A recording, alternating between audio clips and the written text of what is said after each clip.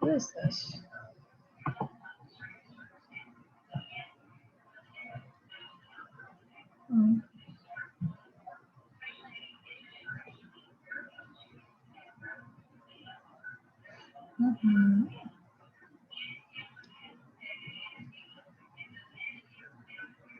Recording. Who is this? Hello, Hamid. If I pronounced your name correctly, the meeting won't start till at least 7 o'clock, maybe 5 after, but it can't start before 7. Thank you. And I should tell you, I'll pause the recording, but the meeting will be recorded, but I'm going to pause it for now since we're not here. Because it is a public record, and thus people can request it who did not attend. And I'd like to welcome everybody to the UNNC Planning and Zoning Committee meeting. My name is Laura Myers. It's the co-chair of the Planning and Zoning Committee, and John Arnold can introduce himself. Hello, everybody. I'm John Arnold. I am co-chair of the Planning and Zoning Committee, board member of the UNNC governing board, and I'm a licensed architect who specializes in multifamily housing, which I think we have quite a bit of on the agenda today. A rather complete multifamily housing agenda, it's a sweep of housing. Okay, so here we go. All right, so what I'm going to do is share the screen with our agenda, and we'll also have a little explanation with that. So can everyone see the agenda?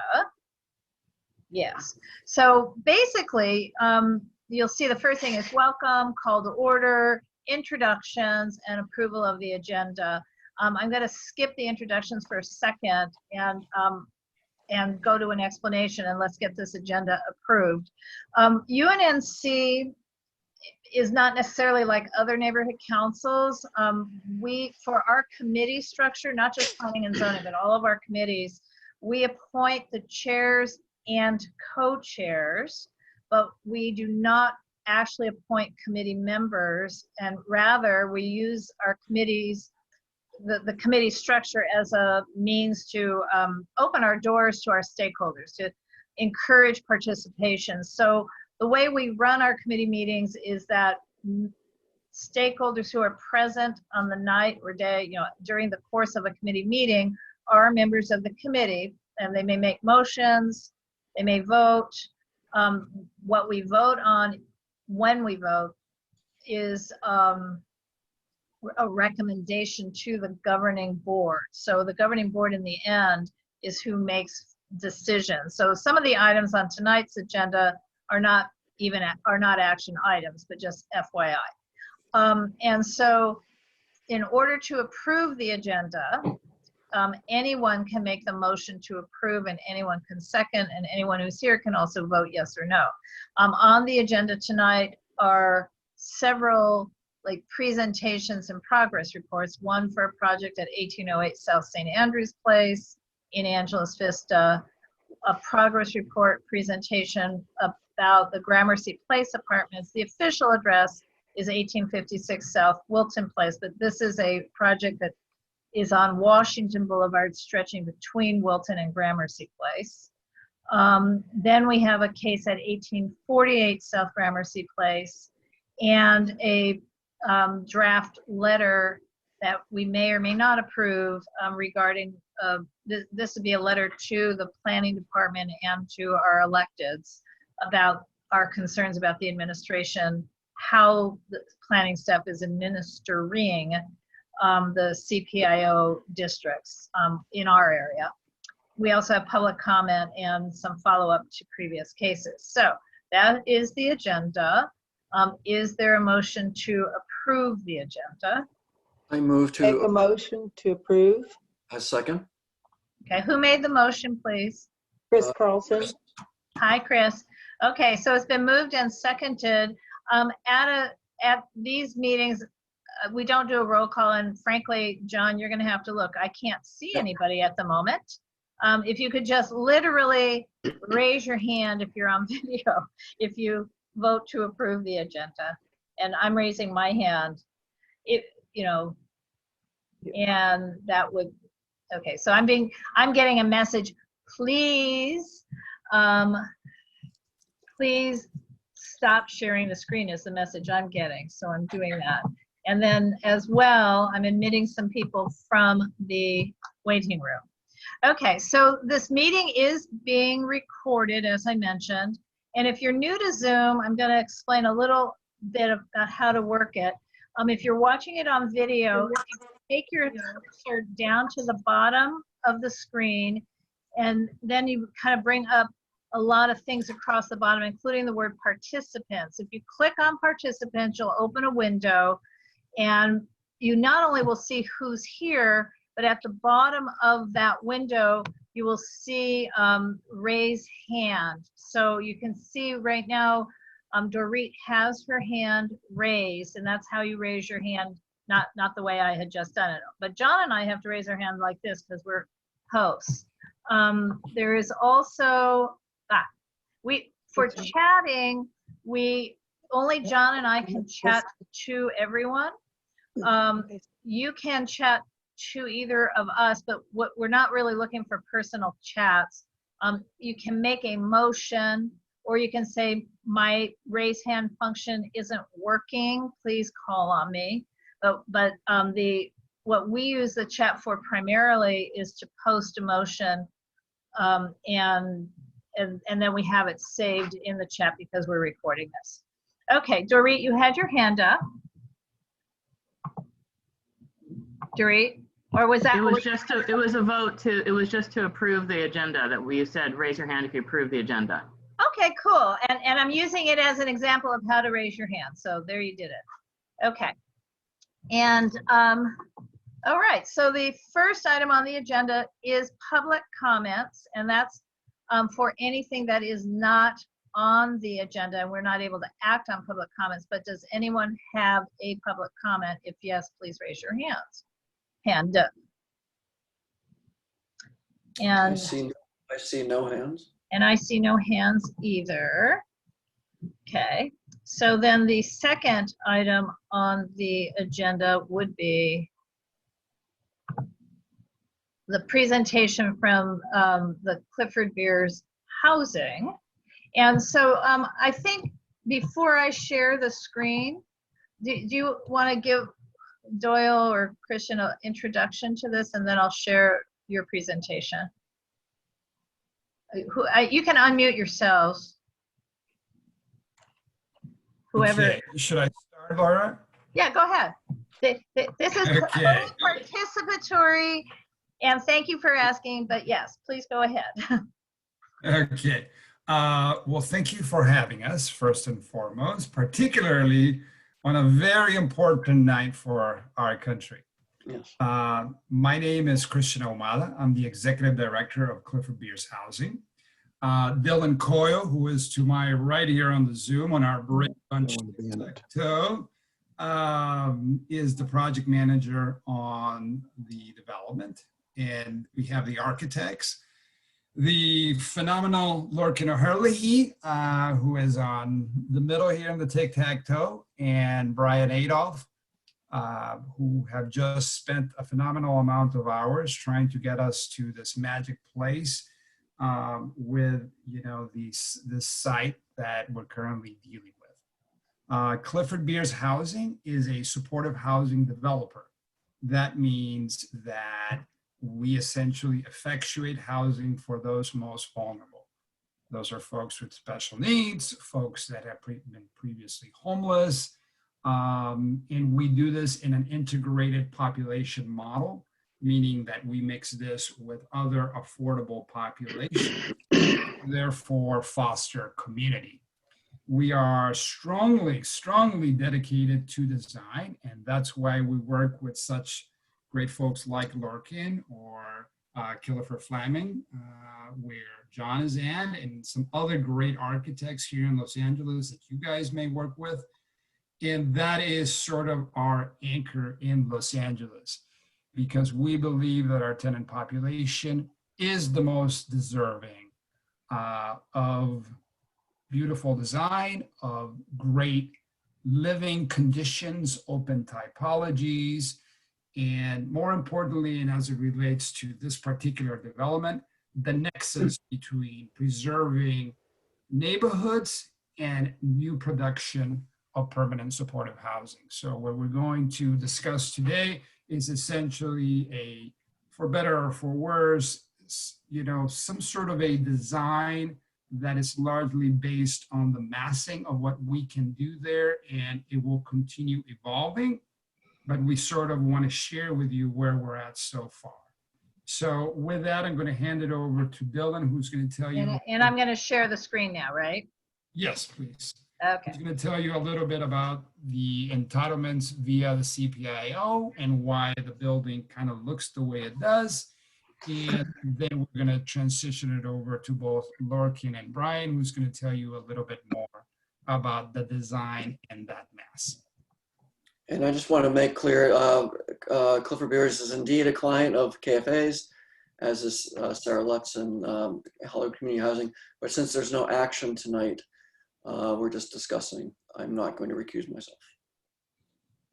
Okay. Well, I have, okay, so John, two things. I have the screen up, but I will not be able to see either Yep. raised hands or likely not if somebody's trying to enter from the waiting room. Got it. I'm on it. Okay. And Dylan, you'll need to tell me when to move to the next screen, which probably is right now, right? Yes. Yep. Okay. So you can you see that, Dylan? I can see that. Okay. And can you So- raise your volume on your audio at all? Yep. My volume is up to the max. Okay. Well, All right. you're All right. So this house is at 1808 South St. Andrews Place.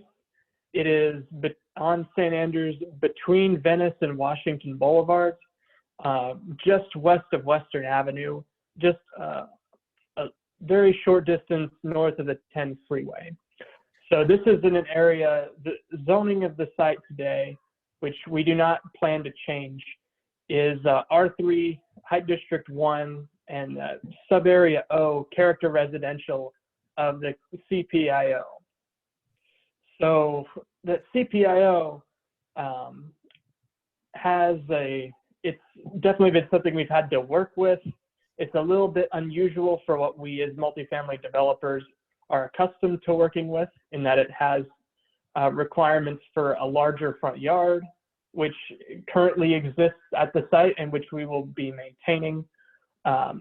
It has it has requirements about the depth of the building mass above or beyond the first story.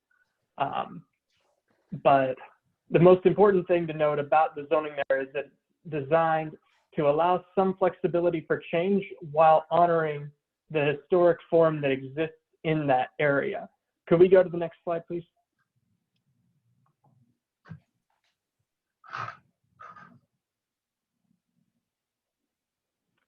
So here you can see the layout of what's currently there. That's St. Andrews Place over on the left side of the screen.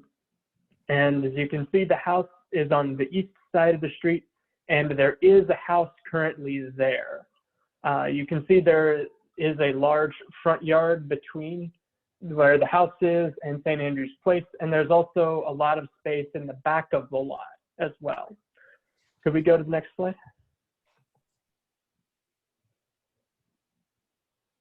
So this is what it looks like today. A 1910 house that has been vacant for a little over a decade. It was previously a CRA property that was then transferred to HCID. It used to be occupied by a nonprofit way back before the recession. and it closed its doors after that. So this house has been sitting here unoccupied, unused for the better part of a decade. And we're hoping, like, it does appear to be structurally sound. We have had an engineer come look at it. There is a lot of the systems need to be overhauled, but it is salvageable. And that's something that we're trying to do, trying to give this thing a new life while also meeting the, responding to our need to get people off the street in LA. Okay, so I'm going to just jump in. The CRA is the former Community Redevelopment Agency, and HCID is what we call the Housing Department, more or less, right? Yes. All right. Do you want me to move to the next slide? Yes, please. And the one after that? So, yep. And then Brian or Lorcan or Kayla, by the way, you know, our architects, Brian Lorcan and also Kayla Manning, have done a lot of work to get us to this point. Thank you for that. And I think it's time to switch it over to them. All right. So Brian, you're good to go, good. Brian. Okay, good to go. All right. Thanks, Dylan. And thanks everybody for joining the call. So in essence, what we're sharing with you tonight is a conceptual study of an approach that we think is sensitive to the house and to the neighborhood. And that's incorporating a fairly thorough code analysis that Dylan's kind of alluded to. There are a lot of requirements for a supportive housing project. So although what we're sharing is conceptual, at the same time, I want you to know that we've done quite a bit of due diligence and work vetting to test that it's feasible. So what you're seeing here is a cross-section through the proposed design. The fundamental approach that we've taken with input from actually both Laura and John is to protect the existing Craftsman house, which you can see here on the left, while modernizing the interior to meet the needs of today's housing and give this notable home a new life. In addition, we're proposing a new 3-story structure in the rear yard and a central common space that will unite the two. Altogether, we're adding 20 dwelling units of permanent supportive housing. We consider it really a marriage of what's there today with what's needed today in Los Angeles. So we can go ahead and go to the next one.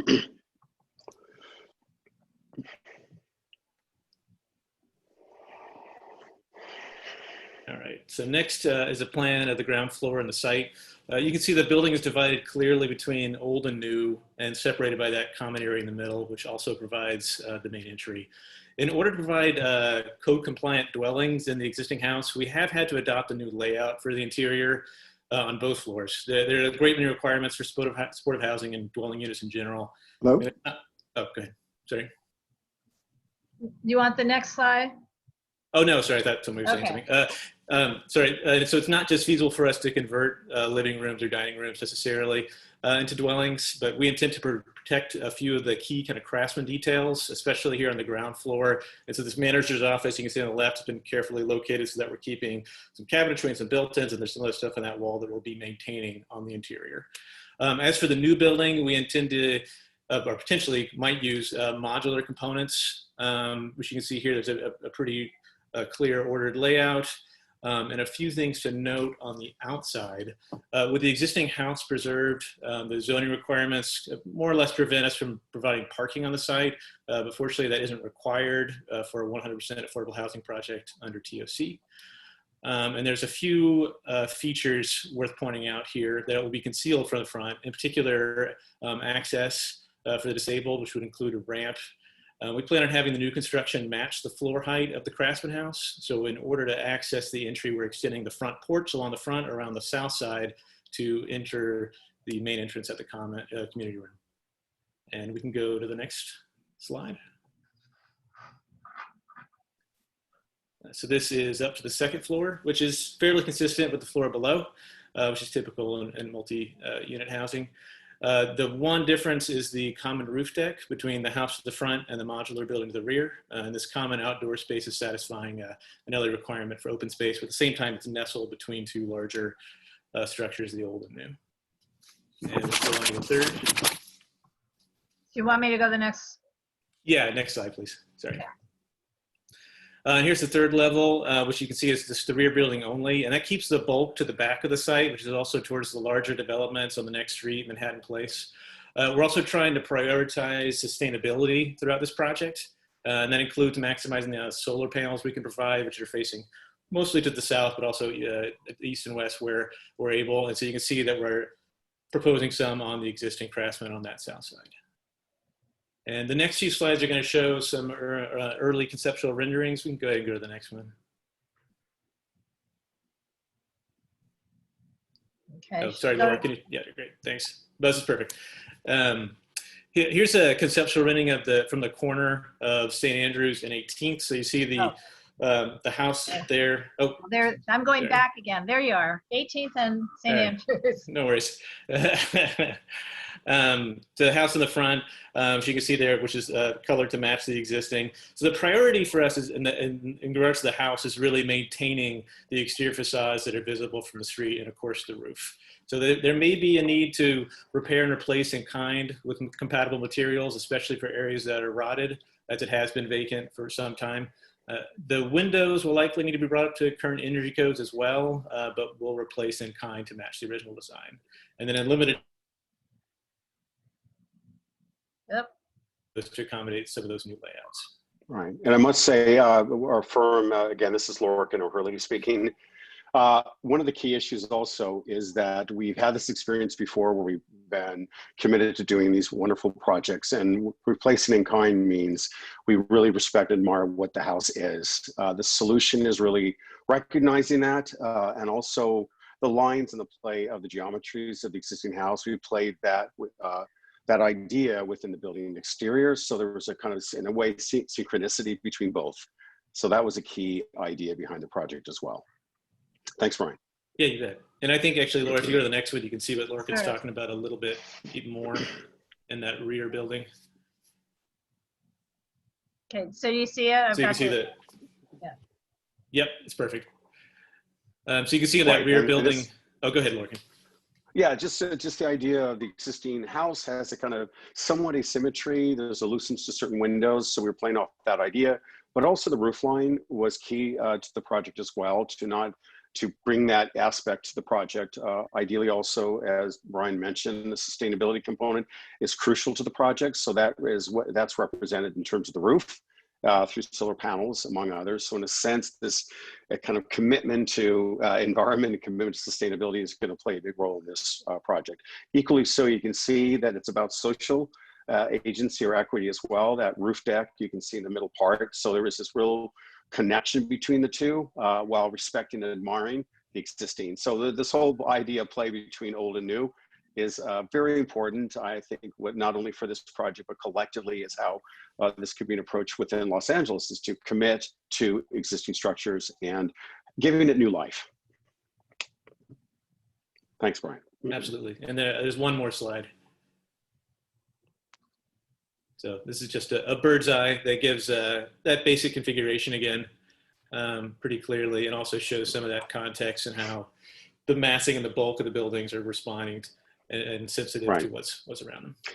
It was important also with the overall massing of the volumes of the building was to not have a large mass all the way towards the existing house, so it wasn't overwhelming it. To have the space in between creates a balanced quality to the two, the existing house and the new construction, and also proportionally to the neighborhood properties. It seems to fit very well in that way. There is one more slide. Oh, thank you. There is. Yeah, go. Yeah, that's right. Yeah, and thank you all. And that's our show. Okay, I'm going to stop the share. And I really thank you. I'm going to ask for questions or comments, but John, do you have any? We'll start with John. Just can you clarify if there's any historic designation, restrictions, acknowledgement? I think this was left off of the character overlay contributor list, but can you just describe if there are any restrictions regarding the existing house? There is nothing of that kind outside of its being in the CPIO sub-area O. Great, the house is not listed on anything. Right. Well, John, I was going to say it's an odd situation because the CRA had Community Redevelopment Agency had identified it as historic a decade ago when they did the funding on it, or 15 years ago, whenever it was originally they acquired and did funding on it. And then, so there's been several requests for proposals over the years. So the original request for proposal said it was historic, and then there's been some other iterations, but in any case, we are thankful that it's being handled as if it is, right? Yep. Yeah, exactly. That's the, And also right behind you, I know you showed it in the last slide. That's a 3-story apartment building right behind you, 4-story? yeah, correct. There's three 3-story apartment buildings on that side of the block. Okay, Those are Dorit. Manhattan Place. Oh, are you done, John? I'm sorry. Yep, I'm done. I'm done. Dorit. Okay, I'm completely impressed with this project. I'm jumping up and down with joy because you're doing two things that I love, saving our history and getting housing for homeless folks. And I've got a couple of rapid fire questions for you. My understanding is going to be all for low-income persons who are homeless, right? Okay. Do you guys know how you're going to fill them yet, or how they're going to be, how the persons who will get there will be selected? Is it going to be through the coordinated entry system? Will it be open applications? Will you be taking housing vouchers, or has it not been decided because you haven't gotten your funding yet? Dylan, you want to chat, or I'm happy to, let me respond to the first one regarding the coordinated entry system. So the way it works is LA County is divided into service planning areas. I know, I work in homeless services. Oh, okay. So that's the reason I know these questions, so. Okay, so yes, so in fact, this will feed through, CES for that particular spot. We applied for project-based vouchers, which is Section 8 for everyone else. Because of the competitiveness this year, we did not secure that. So we're going to essentially keep, applying till we get the PVVs on the project. If we're unable to do that, then we'll look at potentially capitalizing a subsidy reserve that would essentially buy us a significant amount of time. But at this point, it's rather premature as it relates to that. Cool, and my last question, I think during your presentation, it was said that you guys have done similar projects of saving a house and building around it. If that is true, could you tell us where that might be so we could go take a field trip and see your work? Sure. No, Christian, please go. Yes, No. I mean, we have examples as Clifford Beers and Lorcan, so maybe I'll share 2 quickies here, and Lorcan, go ahead and feel. All good. If you want to write the addresses in the private chat, I can post it to everyone as well. Thank you. Sure. So we have 2 projects. One is the 28th Street Apartments, which was a renovation of an old Y.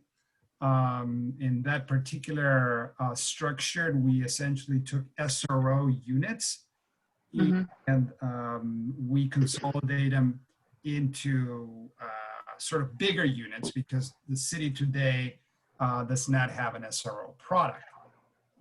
In doing so, we significantly reduced the amount of units, and we had to replace the units in essentially a new wing in the back that then we connected via a bridge. So the building is essentially a bigger version of this particular project. And in Long Beach, we also did a project called Emmanuel Senior Apartments, which was a restoration of an old church. That was 100% restored and reconfigured to create housing for senior citizens who were previously homeless and were feeding in and out of the emergency care system. I believe that's through DHS. Lorcan, I think you have a few examples as well. Oh, yeah. Ideally, your examples are perfect. Mine was more of a smaller scale. Perhaps yours are larger. I've worked with historical landmarks. Raphael Soriano's Julius Schulman's house, which was in the office, which was a historical landmark. So we had to work with the Office of Historical Resources in Lambert very carefully on that project. So our experience with working with this particular house is going to be exciting for us. So that was my reference. But actually, Christian, I think your examples are probably most ideal as a visit for people to see. Christian, where's 28th and what is the why? We'll give you the addresses, John. If you go to our website, everything is right there if you guys want to see a little bit more. What I was going to say, the biggest challenge for us in this development is the size of the units today. So we're slightly under 300 square feet, and that is going to be a challenge getting that approved through the city as it relates to ADA and CAST. And so that is sort of the hardest thing that's our homework as we sort of proceed to develop the design scheme. But anyways, I just wanted to mention that for the group's edification as it might relate to us essentially coming back. But we'll try not to go below where we're at today because we're bordering a difficult place there in terms of being able to provide the necessary spaces to meet those requirements. So, Christian, I assume you guys do not want to solve that problem by going to 4 stories in the rear. Well, we've looked at that. I'll let Brian respond to that because he's the one that sort of has been sort of working. I mean, it would be kind of odd, but Yeah. it would help solve the problem, I suppose. Yeah. Well, the problem with 4 stories, and we did look at it, and probably would have considered it if it had worked, was it by going to a 4-story, we have to introduce some additional features like another stairwell. And because this footprint is so small to begin with, it basically ends up being a wash. There's very little gain. There's a little bit of extra space, but not enough to accommodate more units or larger units overall. Right. And there's a lot of downsides. Okay. And, you know, when we had our last meeting, our little off-the-cuff internal meeting that John and I went to, you mentioned that, and this is sort of a side note, but I think Dorit might be interested in this too, that it would be so wonderful to buy some of the other big historical houses around here and just make it congregate housing. However, the vouchers can't be used in that situation. Can you explain that? Because it does seem like so obvious. I'm glad you mentioned that, Laura, because that's really the place that we need to be focusing in a city. So as Section 8 stands today, there is a voucher for an SRO unit, but there is no voucher for an SRO unit in a shared housing format. And if we were able to essentially get that approved through the housing authority, then we would have a financing mechanism that would allow for individuals to reside in, you know, in neighborhoods that we want to preserve and simultaneously create a revenue stream that then can support debt service that essentially would allow us to be able to rehab these buildings. So I think that there's work for us as developers to advocate on that behalf, and we may call upon you guys to essentially have public statement about that, because, you know, realistically speaking, we have 66,000 homeless folks pre-pandemic in Los Angeles County, and we're only producing, I mean, Sarah will tell you because we're in the same business, we're producing probably 600-700 units of PSH a year. We're never going to get there, right? We need to be able to do it differently, and we need to diversify those tools. So this presents an opportunity to create that new tool and at the same time preserve neighborhoods. So it would be a win-win, but we got to convince a lot of folks because you're essentially dealing with HUD in very established systems for Section 8. Actually, you can, I own a boarding house. I own a property that was a boarding house at World War II and is still considered a boarding house. And I could take 0-bedroom vouchers for that property. And housing for health vouchers, there's a lot more leeway on what they can go for because they're not tied to a traditional Section 8 and they're nothing to do with HUD. So there is some options, not a whole lot, and getting yourself labeled as a boarding house right now is impossible, but the mechanism does exist out there for some existing properties. Sorry to Well, be all pushy. No. We'd love to chat with you about that and figure out how to make that work. Are these project-based vouchers that have a term, or are these sort of annual? No, they're client-based vouchers. I see. Okay, so I can't unfortunately utilize that to support debt. But be that as it may, at least it provides a revenue source if we were able to find those capital dollars elsewhere. Okay. Are there any other questions or comments?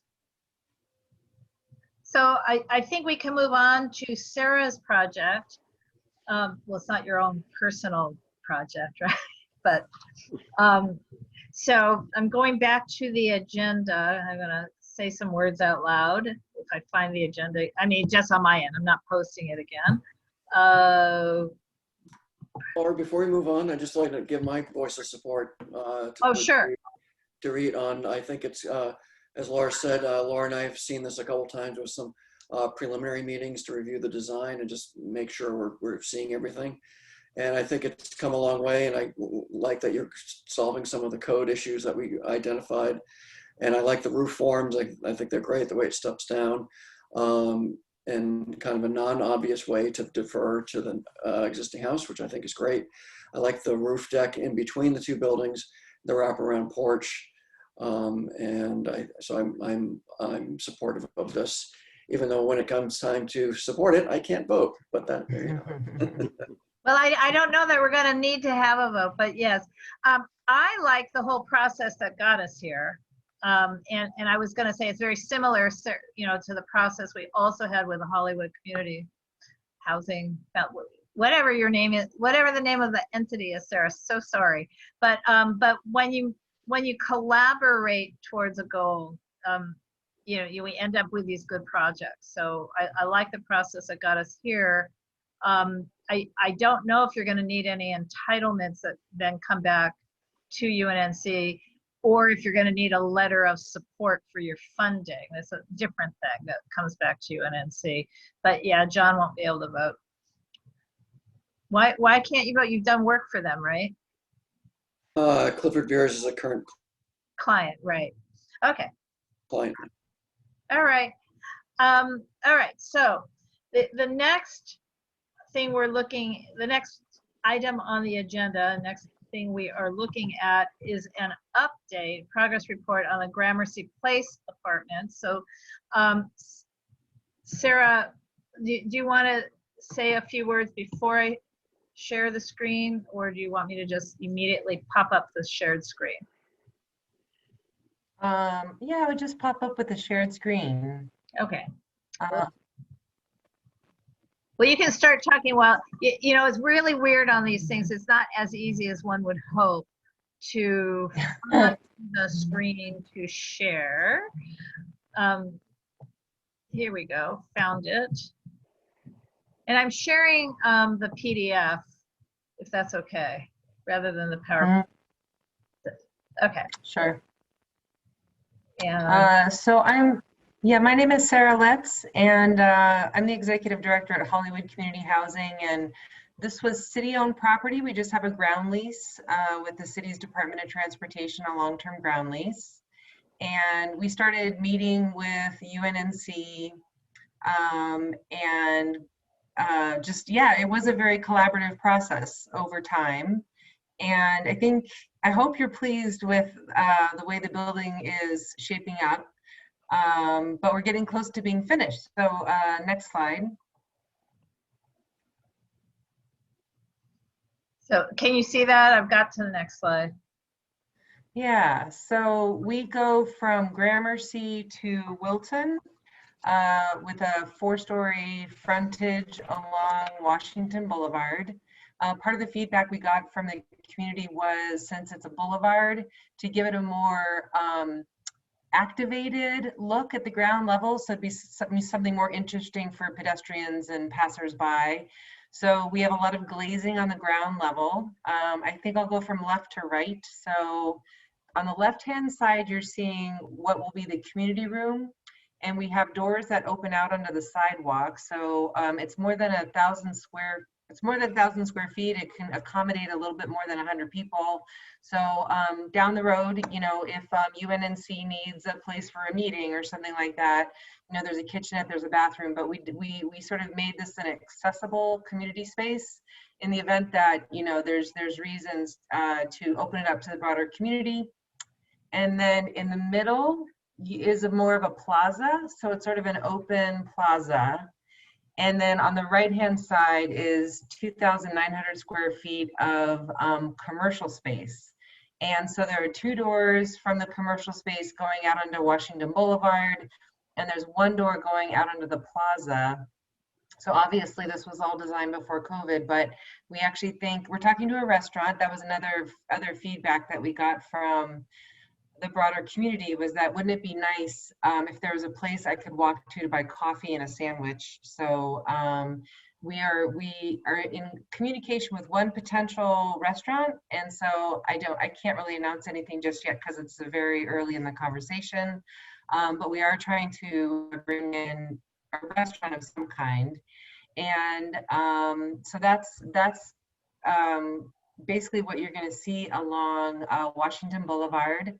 I guess I'd note that you may remember really big ficus trees. So the big ficus trees are just to the left of what this image is. And that's where the 3rd building will be. And that's where we're going to have staff offices, the manager's apartment. Again, so it's sort of an activated facade near the sidewalk. So Sarah, Questions I'm going to jump in and say that you and I walked through the restaurant space the other day and other parts of the building.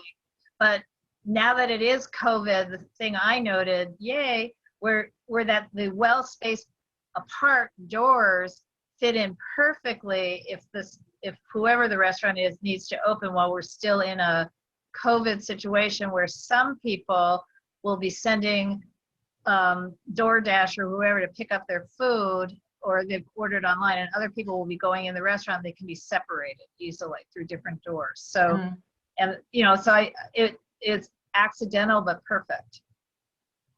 You know, yeah, I layout. agree. Yeah. Okay, do you want me to go to the next slide? Yeah.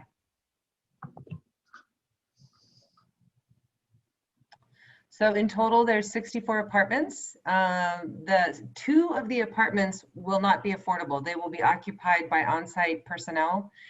So there'll be basically a daytime manager, you know, 9 to 5, Monday through Friday, and there'll be a nighttime manager who will be nightimes and weekends.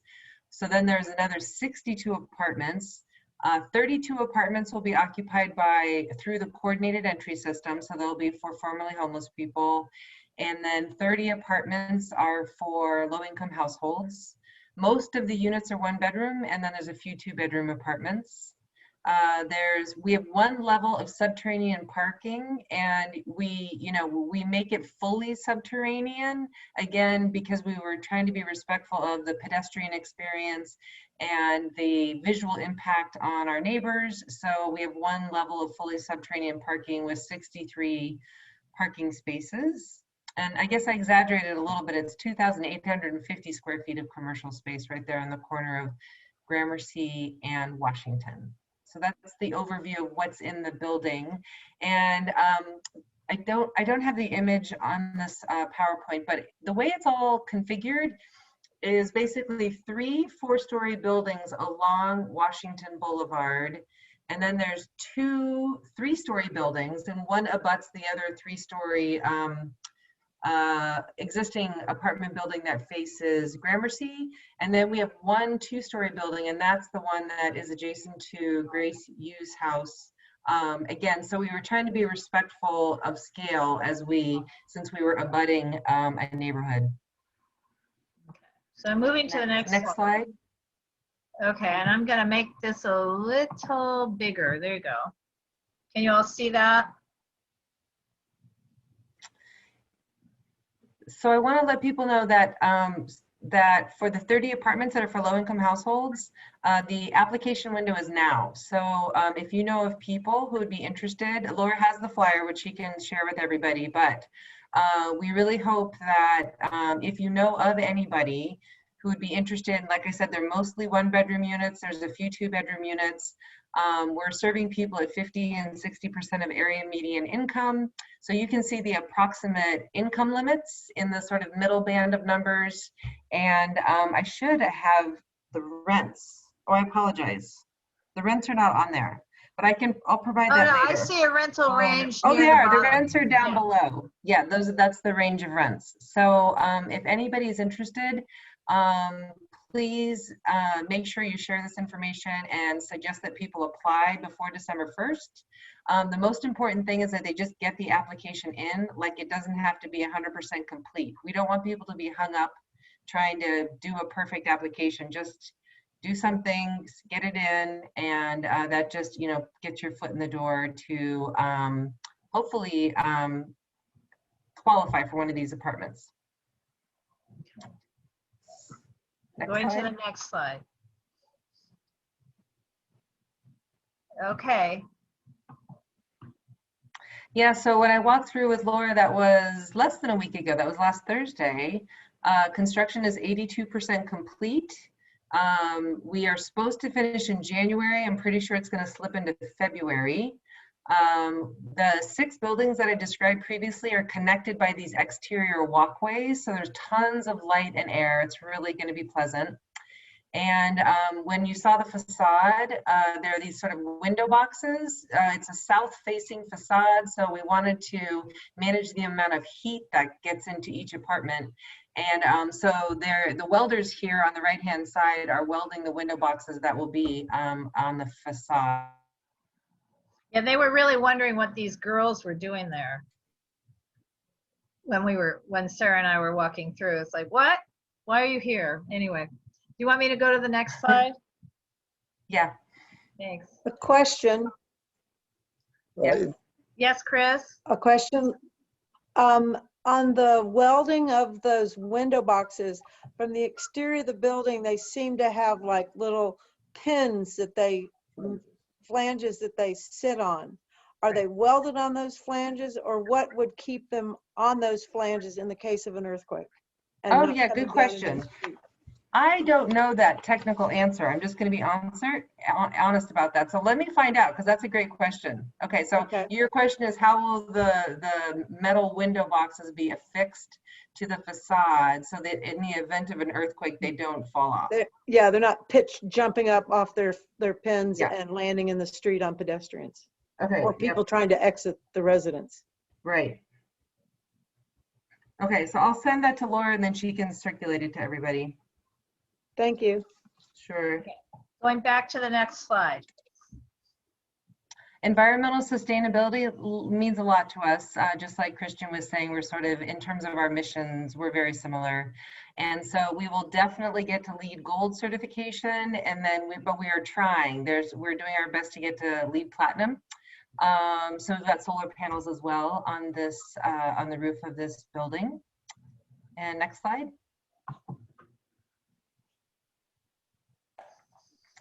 And, you know, they're simple units, but they're pleasant. So everybody has air conditioning, but we, again, to be a little bit more sustainable, we've installed ceiling fans. We're hoping that people will open their windows and use their ceiling fans and not just run their air conditioning all the time. So, you know, people do what they want, but they have the option of using their ceiling fan. And then the bathrooms are all accessible, which is really nice. So as people age in place, or if somebody, you know, breaks a foot, you know, it's just really for like 100 reasons. It's really nice to have bathrooms that are accessible and adaptable, so that they're a little bit more spacious and really easy to get around. So just showing a couple images of the interior. Next slide.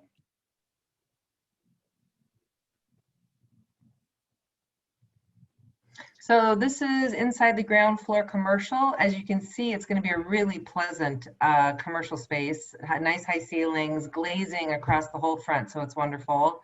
And then from the walkway, it's sort of like a spine that connects the 6 buildings.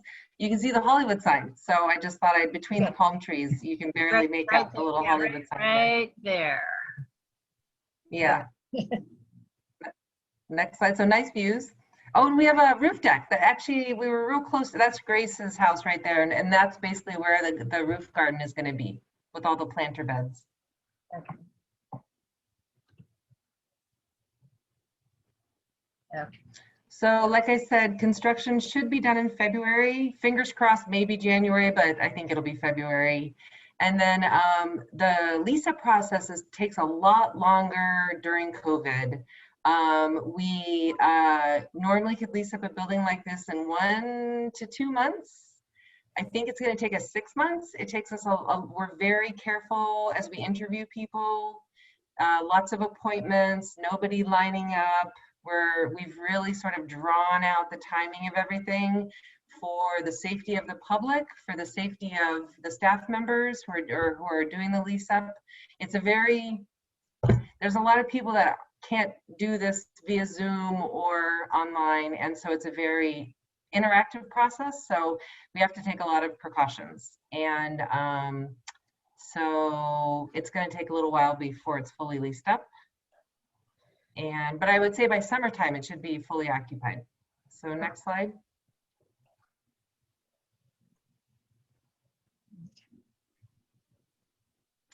This is just a view of sort of a bird's eye view. So again, it would be the commercial on the right and our community space on the left, and it's sort of a bird's eye view of the little cutout plaza. And the architectural firm is Kevin Daly Architects. And so in late October, they got an award for this building. So it was a merit award for mixed use development. So it's just kind of nice that the local chapter of the AIA acknowledged this building last week. Okay. So and that's it. That's it. So I'm gonna stop the share and start the conversation if there is a conversation. Anybody have any questions, comments? So I think it's great that it won an AIA award. I was there for the ceremony, and that brings us up to 2 affordable housing projects in our neighborhood, the other one at Crenshaw and Jefferson, which also won an AIA award last year. So we're getting our share of. Yeah, John, is that the one with all the colors on the building? It is indeed. And so we're getting our share of award-winning affordable housing design. So that is a plus for our neighborhood. Yes, right. Yay. Yep. Amen. We have a reactions hand. That's it. Dorit's hand is up. Yes. Is it going to be restrictive to just people, say, in this in the spa, or people just who come originally from the city of LA, or is it going to be open to anyone in the county or anyone who meets the income requirements? I've been told by the team doing the lease up, they're interacting a lot with the county's department, DHS at the county.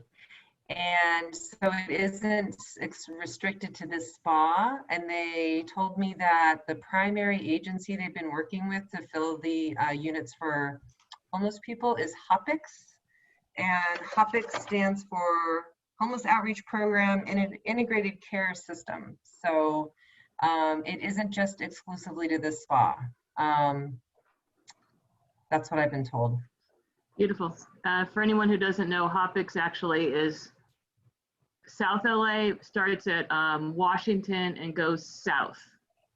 For anyone who wants to know where that agency is working. But thank you for that answer. Sure. So Sarah, what about, so that's for the 32 units. So for the 30 units that are affordable for head of household age 55 and up, is there a geographic radius for that or not? Of where a person's living? There's not. There's not. So it's wise for you to tell everybody, people driving by will see the banner that's hanging there with the phone number. I don't know if you know that there's a banner hanging on the site to notify the public that they can apply. And then through you know, your neighborhood council, it'd be ideal if you could get the word out so people could apply. Okay. Chris? You need to unmute. I've unmuted.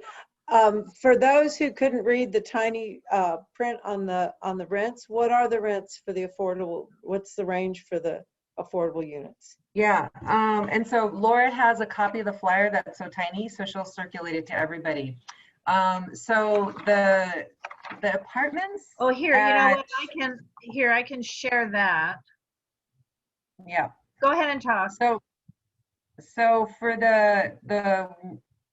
they range from like $1,000, a little bit more than $1,000 for one of the 1-bedroom apartments, to you know, just shy of 1,300. So they're not cheap.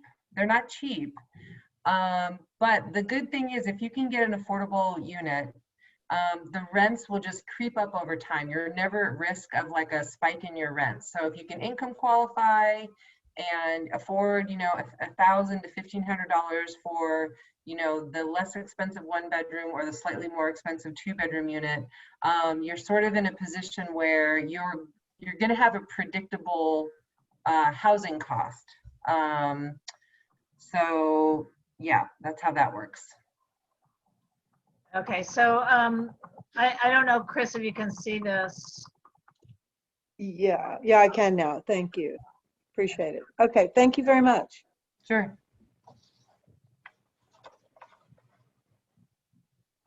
Could I ask another question? For the affordable units, will you be taking housing vouchers?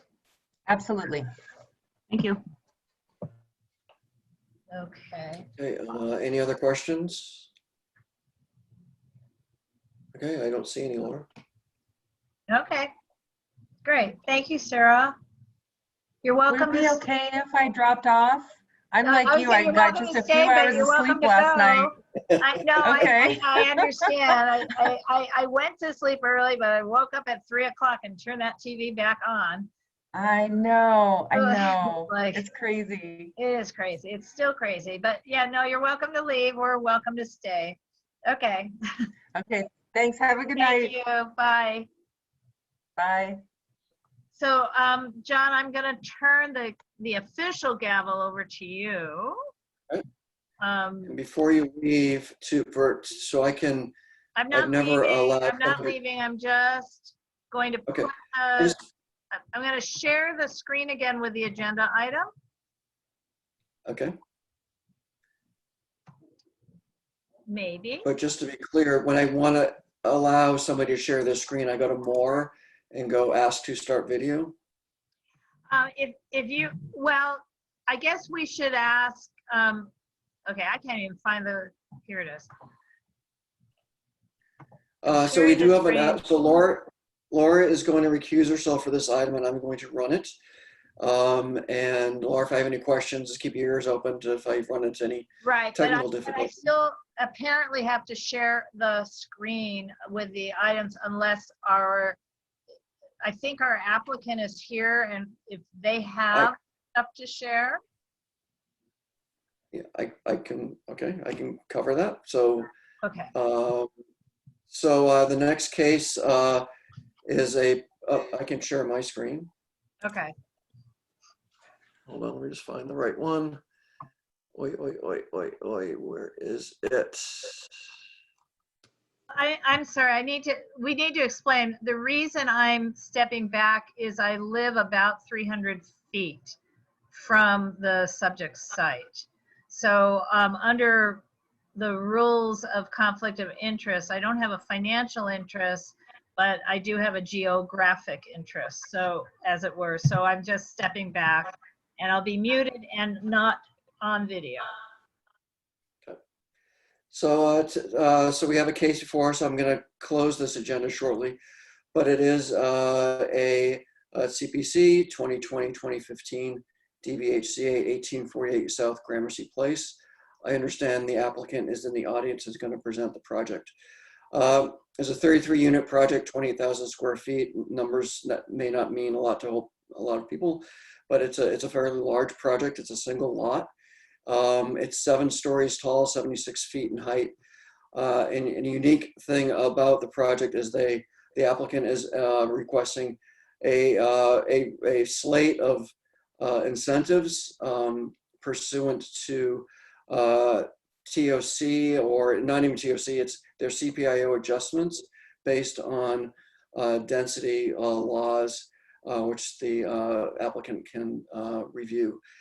This did come to UNNC about 2 years ago. This site came to us.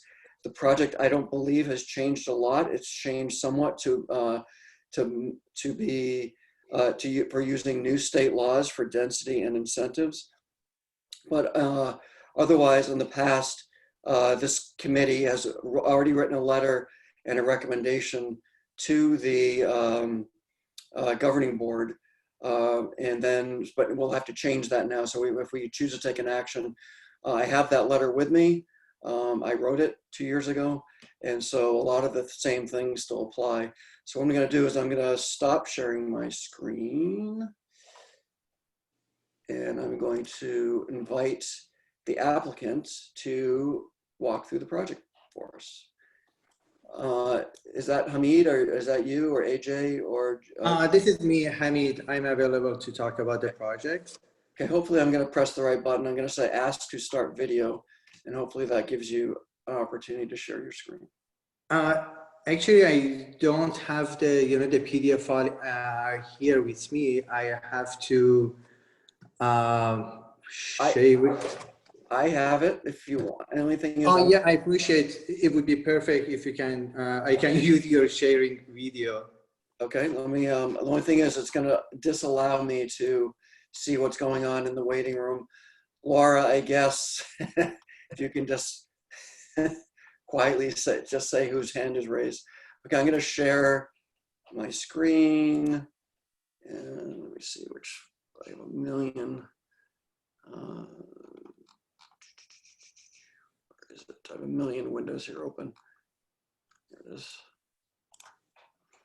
Okay. Okay, perfect. Yes, please. Thank you so much.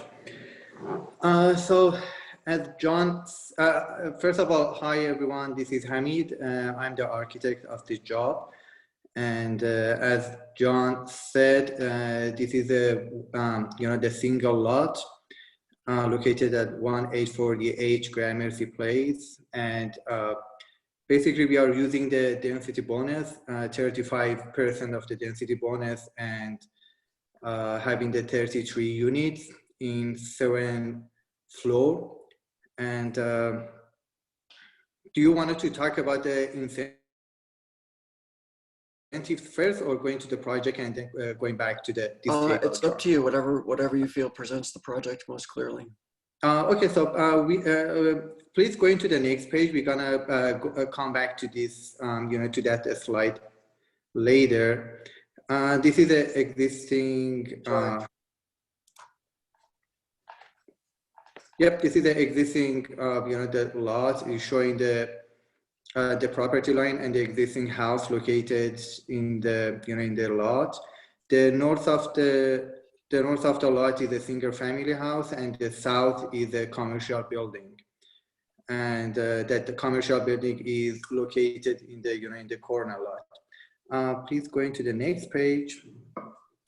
Okay, so the top floor plan is the first floor plan that's showing the entrance to the lobby. Yep, this is the entrance to the lobby, and the top of that, this is a small retail space that has a mezzanine that's showing on the second floor. And also at the top of the, actually on the first floor, there is a 2 ramp going down a little bit to serve the the parking space on the first floor. That there is 11 parking spaces, and the other ramp going up to the second floor that has a another 11 parking spaces. On the second floor, we have the gym or the recreation room that using for the residential the units, and the storage area that's again using for the purpose of the using for the residential units as well.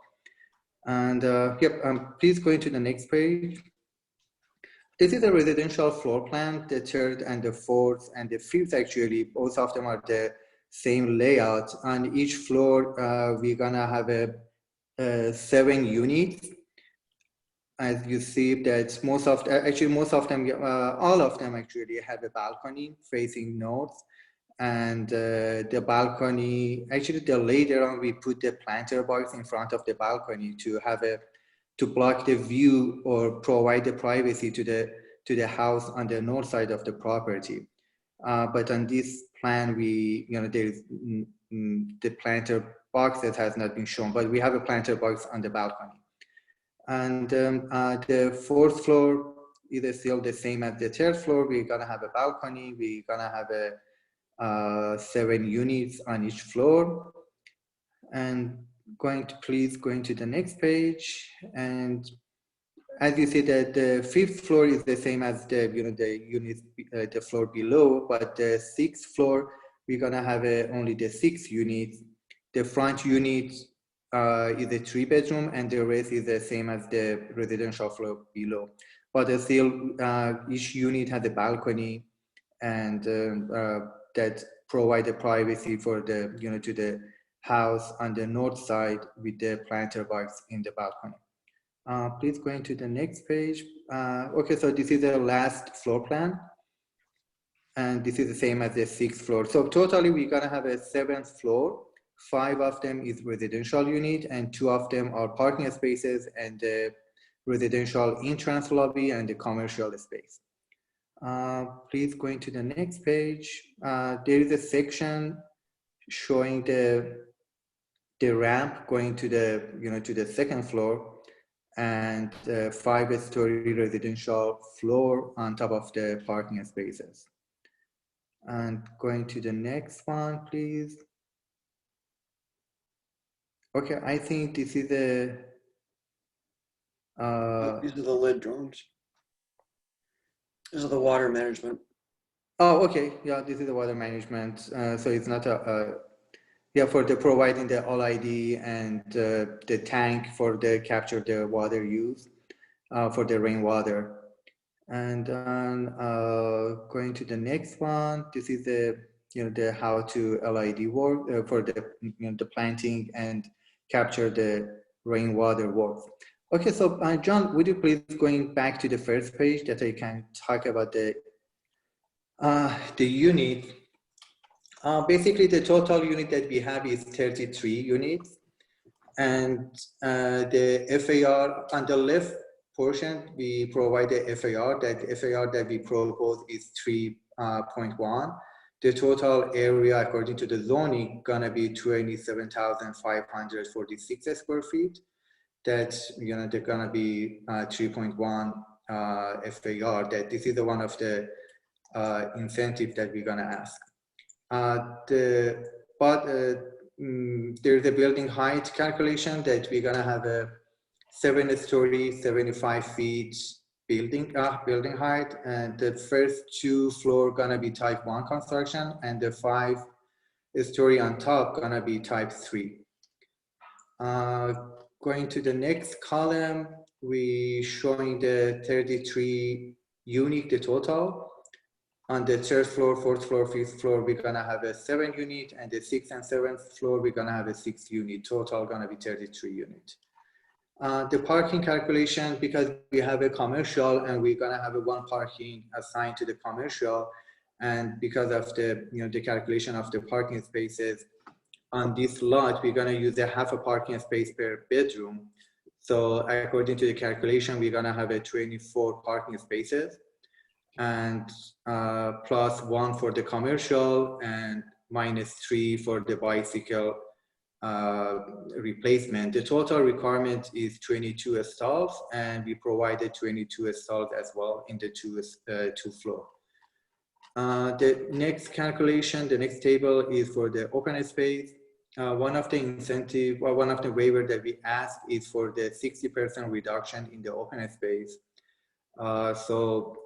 By right, the calculation of the open space showing the 3,700, and by the reduction, we're gonna have 1,480 square feet that we provide 1,500. The setback calculation that because of the project in the commercial zone, so we asking to using the front setback as a 0 for the commercial and for the residential floor.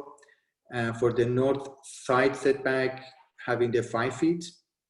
The south setback for the first 2-story, we're gonna have a 0 feet setback. And on the residential, we're gonna have a 5 feet setback. On the rear, for the first 2-story, we're gonna have a 5 feet. And for the residential unit, we're gonna have a 10 feet setback. According to the requirement for the commercial, we should, we could have a 0 setback for the south side setback and the rear setback, that we provide the 5 feet setback for the, for the rear. Anyway, this is the calculation for the setbacks. And the next table, gonna be using the density bonus, how we calculate the density bonus. We're gonna use a 35% increase for the, the density. So the total gonna be 32 units. And by providing the 3 units for the very low income, and also according to the AB 2442, by assigning those 3 units for the very low income to the disabled veterans, we increase the total number of the unit from 32 units to 33 units. So as a result, we're gonna have a 33 units with a 3 units assigned for the very low income disabled veterans. The next table gonna be the table of the incentives. That you said that the first one is a 60% reduction in open space. The second one is the front setback that we reduce from 10 feet to 0 feet for the residential. The rear setback, again for the residential, from 15 feet setback, we decrease it to 10 feet setback. To the southern side setback, for the density bonus, each side setback counting as a 1 incentive. For the southern side setback that is facing to the C zone, we're gonna have a 0 setback in the first 2-story and 5 feet setback into the for the 5 residential story. The north setback that facing to the RD zone, we're gonna have a 5 feet setback for all building. The FAR, we increasing to, I think this is a little bit, the typo. The proposed FAR gonna be 3.1. This is a typo, I think 3.25, but if the proposed FAR gonna be 3.1. And the commercial frontage, according to the code 13.09.B3, instead of having the frontage of 17.5 feet, we're gonna have a 10.5 feet frontage for the commercial. Number of the story, from 3-story, we increase it to the 7-story. And then the transition height for the residential, we proposing the no transition height. The ground floor height from 11 feet, we proposing 10 feet height because of the ramp. And the lot coverage from 30%, we asking for 88%. And the landscaping buffer from the 5 feet landscaping buffer on the north side. We, at the latest drawing, we proposing 18 inches, for the landscaping buffer facing to the single family, to the RD zone at the north side. Okay, so this is done, and then the next table is the building information and the legal description. So this basically, that's it. If you have any question. Yeah, I have quite a few questions. Yes. Sure. What is, under what, am I on mute? Can you hear me? Yes, I can hear you. Okay. Sorry. Under what state laws, I mean, this is a lot, this is 12 incentives that are basically, you're busting a lot of objective code requirements, whether it's CPIO or regular LAMC. And you're asking quite a bit. Under what state law are you hanging your hat on to ask for this many incentives? This is right now, probably AJ can help me to tell you the exact code section. But for these lots, for these, the zoning that we are located in the C zone, we can build up to 33 units, and to build that, 33 unit, we have to use these incentives to providing, that much unit, and 3 of them assigning to the very low income. AJ, are you here? Can you give me the? Yes, Hamid, I'm here, and thank John for the question. And you said very well, John, that remember that 2 years ago or so, we had come up with a plan. Basically, before that, Laura had fought tooth and nail to declare this house a historic building, but then the LA city's housing, the historic department office wrote a report saying that it's not historic. Then we went to the historic commission, and they decided it's not historic. We went to plum committee, they decided not historic. Then we went to council, and they decided not historic, and that is how that historic chapter was over. And then, John, we came up with just a 22 unit. If you look at our proposal earlier, that was just a 22 unit building. But then the city planning department did not let us go through that with that building. They objected to that building, and later on, one of the planning department called me and said that you guys are just wasting the commercial lots, and you are not utilizing all the benefits of the density bonus program, or what you are aware of the housing crisis in the city, you are aware of the housing crisis in the state, and you guys are just taking a shortcut route, and that is why we are not going to allow you to go through with this housing project. So he kind of twisted my arm, and then we had to go back and then design this housing, which has been a little bit of difficult now to accommodate all the units.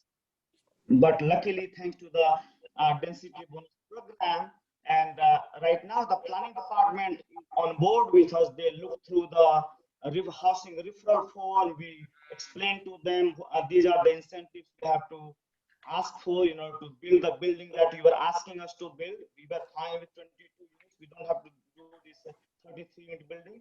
But if you are asking me to do 33, then these are the incentives we have to ask. There is no other way out. We cannot create the house in the air. That's the bottom line. So then they agreed with that. The housing referral planner, they agreed with that. Then we went to the case filing, and that case filing, the main planner, he also agreed more or less that yes, that is fine with us, no problem with the incentive that you're asking for. So that's the long answer, John. So the bottom line is the state density bonus program. And the city did not want a smaller housing, and they rejected our earlier 22 unit housing. Then we spent about $100,000 more, and spent about 1.5 years of time going back to the drawing board and redoing the entire process again. We lost about $50,000 in the case filing of the previous 22 units. So we had to refile the case filing, repay the city the $45,000 for this project, starting from the zero line. Anyway, that's all. Go ahead, John. So what the story you're telling then is that you were victimized by the planning department to be forced into doing 33 units, which I've never heard of before, but anyway, we'll let that stand. Secondly, have you gone through case management with any of this? Because what I see, you have so many code violations with this building and that's not our purview. You can have as many code violations as you want. You'll get caught in plan check.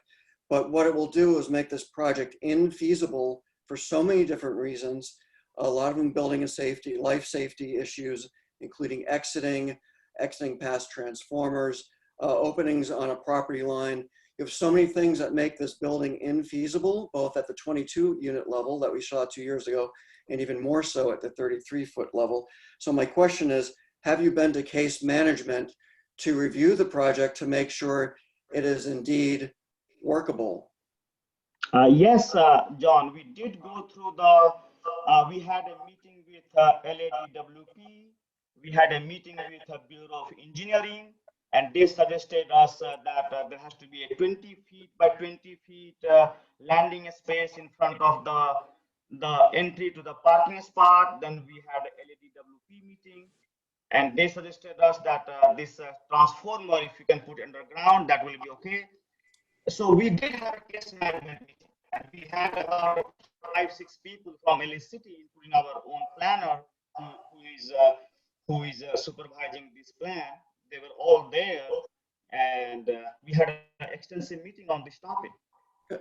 So I'm going to just point out, and again, it's not our purview, but I'm just going to point out a few things. This exit back here comes around like this. You are about 200 feet from the street. Unacceptable to the fire department. You won't have it happen. This exit is passing the transformer. That's illegal. You have to have 10 feet away from a transformer. I see no electrical room. Your lid will not work. And there's so many there's no mailboxes. Anyway, there's so many things that are wrong here. And my concern there is that if this goes through the process, you're not gonna be able to build it. It's gonna be just a mess by the time you get through it. That's my first point. We don't have to go into that. Second point is what I see is that you're using a lot of the mixed use provisions in the code, including being able to go to a 0 lot line based on this retail space, which then you took another exception to get there to reduce it to what you need to have. So you call it out as a 10 foot, it's actually 9'4", I believe, when you subtract the walls. That's not a viable commercial space. And the fact that you're asking for all these incentives that are based on this commercial lot, I mean, it just there's ripple effect, and you're not providing a commercial. This is not a mixed use building for this retail, because then you busted all the rules for the depth. I mean, you call this a 35-foot depth or 39-foot depth. It's not, it doesn't work, this back area. So you're overlapping yourself to justify what appears to be some kind of the city forcing you to go to 33 units, which I don't believe. But anyway, sorry, don't mean to be cynical, but I just see so many problems with this, and there's so many egregious asks. And you have a raft of 12 incentives for, and I don't know what state law or city law that you're hanging your hat on, because these are off menu incentives. And I don't know if that's density bonus off menu incentives that you're asking for. You'll have to go to CPC if they are. We have 12 of them, and none of them are even close to on menu incentives.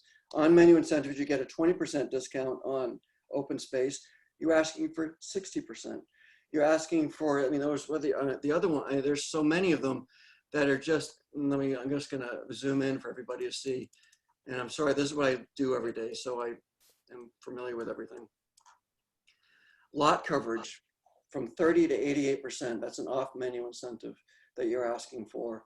You're asking for a 30-foot height increase. I'm not sure if that's compliant with TOC or what you're using density bonus, so you're not using TOC. So that's an off menu ask. There's so many things in here that are just pushing the limit to maximize this that I just don't see it as viable to the City Planning Commission, no matter how much they begged you to add more units. So I just don't see, and this is my commentary, it's less a question, that it's so aggressive, and I don't see even putting into TOC is aggressive, but at least has boxes around how much you can ask for. 20% reduction in a setback. You're asking for way more than that. You're asking for 15 down to 5. That's a 66% reduction. So you're asking even beyond TOC, and I don't see the justification except that the city forced you to go to 33 units, again, which I don't believe. So anyway, that's commentary, and I have the letter that we wrote. And then also I know a question that came up a few years ago. This is already a affordable housing. There's 20 tenants on site. I don't know how, it might be just a question, short question. How are you accommodating or taking care of the tenants that are currently on site? And is that affordable housing currently? Is it registered affordable housing? What is that? So are you asking a question, John? Yeah, what's the current state of the housing, not the house, which, not the house itself, but the housing, the people who live there, how are they being accommodated? Are they Section 8? Is it registered affordable housing? Is the house vacant now? What's the status of the housing on the site? So it's not a registered low income or anything like that housing. So, and then when it comes to that, we will have to take care of those residents somehow, whatever is the rightful and legal way to do that. But we are not there yet. We haven't even thought about those issues right now, because as you said, that we have an uphill battle here to make this engineering work. Okay. So I'm going to open it up to questions. I'm going to stop sharing my screen. And then after we go through questions, I am going to review the letter that we wrote just about 2 years ago, December of 2018. A lot of the same issues exist, but I'm going to stop sharing so I can see everybody. So do I have any questions out from the audience? Anybody? Okay, seeing none, I'm going to go back to my screen and I'm going to share my screen. This is a letter that we wrote in 2018. So I'm going to read it out loud. The UNNC Planning and Zoning Committee made the following recommendations to the UNNC Governing Board on December 6, 2018. To provide a preliminary assessment via letter to requesting that the UNNC provide a preliminary assessment via letter to the planning department or other city governmental bodies as appropriate to the proposed 30 unit. So this gets now changed to 33 unit TOC. This is now dense. Let me know if anything is wrong here. This is a density bonus project at the site, voicing and these are the concerns that we had. This is a pre-existing 40-foot building line in Gramercy Place, which conforms to the entire street and appears to have been removed from the case filing. And we're not sure, and we're making an inquiry needs to be made if this was done in error. Next, number B, the current structure on the site proposed to be demolished is affordable housing for approximately 25 special needs individuals. This may need to be adjusted. This is 2 years old, and there's concern over the loss of such housing in the district. C, the current design has aggressively pursued maximum density bonus incentives to the detriment of architectural design, but I don't see any elevations in your plan now, so we can't judge it on that. But at the time, the architectural design was pretty aggressive. Neighborhood fit and tenant habitability. And the subsequent design has an apparent disregard for the queue condition on the site. I believe this is now a CPIO, so this doesn't pertain anymore, but we can probably safely put CPIO since you are asking for waivers from many of the CPIO conditions that are on the current site. Building as currently designed, as I just said, has multiple building safety violations, such as fire access, mezzanine guidelines, exiting and building code setbacks. And when these are resolved during plan check, the planning requests and character of the building would change significantly. It makes this current project difficult to assess, much less approve for entitlements. And then the off-menu incentives, such as 63% reduction in open space, is egregious and very unusual. And this is what I do for a living. Never asked for that even close, and not adequately justified for costs. And it appears that the applicant is justifying it for to meet a density that is being proposed for the site. At the time, back in 2018, I think costs were mentioned. And this is a mostly market rate project that does not significantly provide community benefits except for, I believe, 3 affordable housing units for very low income. And that's what we wrote. And what did you do? See if retail, these are some of the notes I took over the current design. The retail area is unusable. There are no normal provisions for a lobby or mailroom. code violations continue, but there's even more of them. I don't see a lot of utilities, and then some, and there are no landscape areas at all on the property, so I don't know how that the landscape requirement is being met either. So to me, you have a really high hill to climb. I think you're being aggressive, and I welcome you to respond to any of that. I'm going to stop sharing my screen.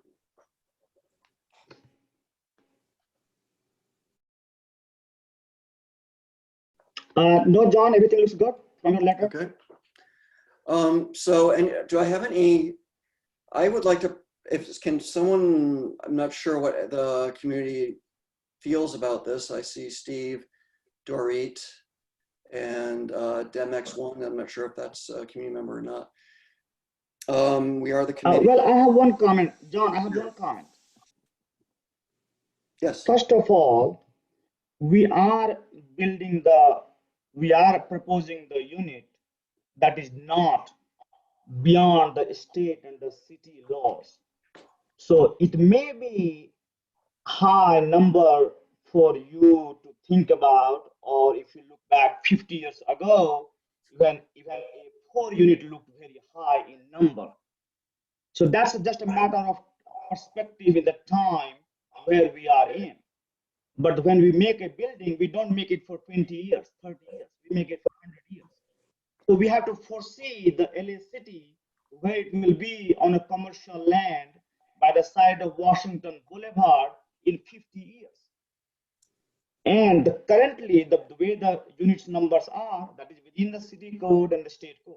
As far as those, what you call the violations, of course, the engineering problems has to be solved through the LEDBS and the planning and so on. But whatever you call the violations, those are engineering problem, and I'm not going to propose a building that is unsafe, unhealthy, and violates any law or any structural code or any fire code. That's not, city is not going to let me do that. That's out of question. And I understand, So, my point was not to be your plan checker. My point was, it's hard to assess a building that won't be able to be built or perform as you're proposing it right now. So your entitlements will become meaningless, as in the building won't look like what you have it. And so I don't know how we can assess it with any clarity or any surety that what is being entitled will actually be what's built without having to, and I'm not sure where the process goes with that. So that my point was there again, not to be your plan checker, but to say that the projects are, the problems are big enough that it will rearrange your building and it won't be what we see today. John, with all due respect, that is your opinion. And I have also set of engineers, architects, MEP guy, I have an LID guy, I have architectural landscape engineer, I have a civil engineer, I have a structural engineer that I pay money to them. And I'm hoping that they know what they are talking about. And then I have a planning department, then I have LADBS, I have LADWP, I have fire department to work with. So there's enough experts that I have to deal with. And currently that I'm paying them, that I'm hoping that all the engineering problems, safety problems, if there are, they will be solved. Okay. Can you review what the process is? Is there a timeline that you are going to have? Because you also haven't shown us any new elevations for the project, so it's hard for us to judge it on that. So I think it might be hard for us to make a motion this evening. So that's up to the community if they want to make a motion. So what I don't want to do though is waive our right to respond if there is a schedule that you're going to CPC soon. It is a CPC. It's because of all the incentives that you're asking for. It is a CPC project. Do we have time to see it again, or is CPC imminent and we should be writing a letter of support or non-support as soon as possible? What's your schedule? Well, right now we don't have any schedule that has been given to us by the planning department or anybody. So we have done the case filing. They have given us about a list of about 100 items or 70 items. And out of that, there are some of them missing. So we have last 2-3 months, we have getting the referrals. from about 10 different departments, 10 different units of the LA planning department, and we are almost done. So now we are going to submit the final, all the documents and see where it goes. And we have also, by the way, we are also submitting our building to the LADBS for a thorough plan check to make sure that all the I's are dotted and the T's are crossed. And I personally don't want to move forward until unless LADBS says that yes, the building perimeter or building specs looks acceptable to them. I'm not going to waste my millions of dollars on a project that I don't have any future with. Okay. So that said, it's hard for us to judge or make a comment because CPC will be an architectural review, as you know. When internally, what is your goal to be going to CPC? Is it December, January, February, or is the case not far enough along that you even have a hearing date? Or have you been deemed complete? I assume you haven't because you don't have elevations. You haven't formally submitted to the planning department, is that true? So the answer is the first one that you hinted, that we don't have yet the timeline for the CPC. Okay. Yeah. So I would guess that because of everything, it's slow. This is a new CPC case. So have you submitted to the planning department and deemed complete, or is that still pending? It's still pending. Okay, so we will have some time, and we will be notified as an NC. So that said, I don't know if does anyone have any input from the community? Any input or what we ought to do? I hate to write a letter based on plans and numbers, especially it appears that we have time. Maybe we could take an action to amend the current letter as a placeholder, approve that letter as a placeholder, just in case we have to act quickly, but we recommend that the applicant come back or whatever letter we want to write, I'm not predetermining what letter we write, and then maybe make a recommendation that the applicant comes back to us when the plans are more fully developed and ready for submittal to the planning department, and maybe we can reassess any motion that we have. But my sense is we should have something in our pocket, because it takes with COVID to get through us. The timing has to be right to get to the governing board and get something approved. I don't want to miss that window. Anyone have any input on that? Yeah, I think that's a good idea. Is that Stephen? Thanks. So, I second that is a good idea. Okay. So we've seconded and motioned that good ideas. Can we have a motion of an action to take? I'll attempt a motion.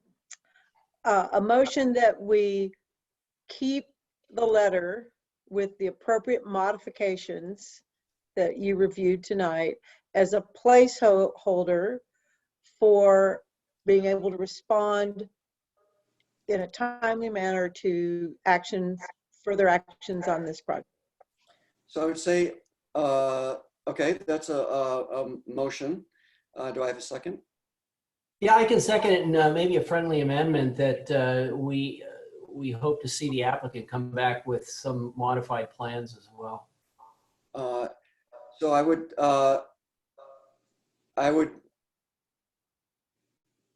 say, I'm trying to think of a way to say it, 'cause I don't know if placeholder is a technical term that will fly. And I'm wondering if we say a letter as referring to the plans as presented this evening, and then revisit that in the event that we have more produced plans. And I might remind the committee that a CPC submittal will need elevations, color elevations, a landscape plan, and a color rendering. And there is a pretty high standard at CPC for architectural review. So that's what I would suggest, just so we can get the placeholder word is what I'm. I accept the such modifications to my motion. So I'm going to say amend the letter from, so I'm going to summarize, amend the letter from 2018 that was approved by this committee with appropriate modifications to match the current project. Oh my gosh, what did I just say? I'm trying to type and think and pay attention to the meeting all at the same time. Amend the letter from 2018 with appropriate modifications to match the current project in the event of advanced plans.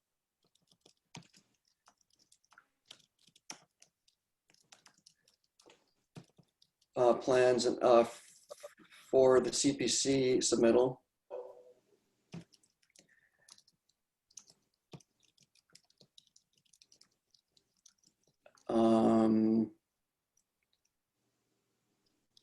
The letter may be amended in the future at future meetings or something like that. Except, Yeah, me too. That's great.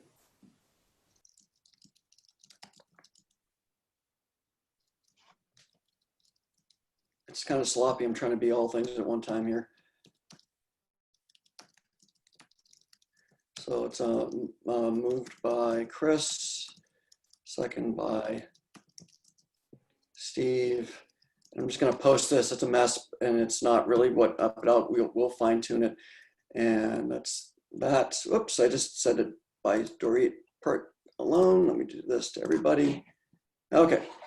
So so that is the motion. And so I'll take a, yeah, I'm sorry, Hamid, do you have a question? No, Okay. thank you. Okay, thanks. Take a roll call. Everyone in favor, I guess raise your hand in the chat box. I thought that would be the easiest thing so I can see. Not everyone has their video on. So Stephen, Chris, I see your hand. And myself, I'll vote yes. Laura is recused. Can you see me? Oh, there we go. Okay, great. That's 4. That's thank you. So that's 4. Any opposed? I'm going to lower hands. Anyone opposed to that? Great. Okay. Thank you very much. Thank you, applicants, for coming. I'm glad you could make it, and we look forward to seeing you when you're ready to submit your plans. And good luck getting your architecture together. Thank you so much, John. Thank you. Thank you. Thank you. Thank you. Bye-bye. I'm going to invite Laura back into the room. Laura? Oh my God, we lost Laura. Okay, let's go back to the, let me go back to the agenda. I heard you call me. I'm coming back. Don't be so happy about it. Well, no, I was eating my dinner. Remember, ethics. I was over in the kitchen. It's only 7 feet away, but you know. Hi. Okay, the next item is that letter about the CPIO. Here, let me get to the thing. So last meeting, we discussed creating a letter or a communication regarding how the planning department has been administering all of the CPIOs, within UNNC's footprint. So that was not just how the character residential overlay districts were being administered, but there's also been some concerns simply with the commercial, the neighborhood serving, the sub areas on our commercial strips. So I, with some help from John, did draft such a letter. And I'm going to share, it's up in the online agenda packet, but I will just share it here. And it's very long. And I don't know if we're going to get at 8:46 p.m. through the whole darn thing. But this is what we have in mind. I don't know, I'm sharing the screen. Can you guys see this? Hearing nothing. Yes? Yes. Not yet. The internet seems slow, but we see Laura Myers has started sharing her screen, but it hasn't shared yet. Yuck. There we go. Okay. So that's just this technology. I love it, and yet, I love it, and yet. So the first thing is, who would we be addressing a letter to? And my thoughts is a slew of people at the planning department at the top. So not addressing the letter to the actual CPIO staff, but rather the director, Kevin Keller, who's the executive officer, which is essentially assistant director. I mean, he's the second in command, and the 3 deputy directors, because they each have a finger in it, not a whole hand. Lisa Weber is the specific deputy director who supervises the CPIOs throughout the city. I mean, the planning, case processing planning staff, which includes CPIOs, but it is Arthi Varma who helped create them back when she was the South. Self again. No, you Yeah. I've done it before myself, Yeah. so I There we go. fell off and I'm now back. Anyway, sorry. So I think I'm back. Am I back? Yes. Okay, there I am. Did I lose everybody else when I came back? no, we're still here. Okay, cool. Anyway, and my internet connection is unstable, which is so sad because, like I said, I'm using a mobile hotspot because the internet connection is so bad over here today. So we'll just get through it quickly. Anyway, I figure we should be sending this to Herb Wesson, who is working for this month. Maybe we can get something started with him. Probably also need to copy the council member elect on it. And so this is a letter. I don't know if you guys, any of you downloaded it, but essentially we're addressing some of our concerns.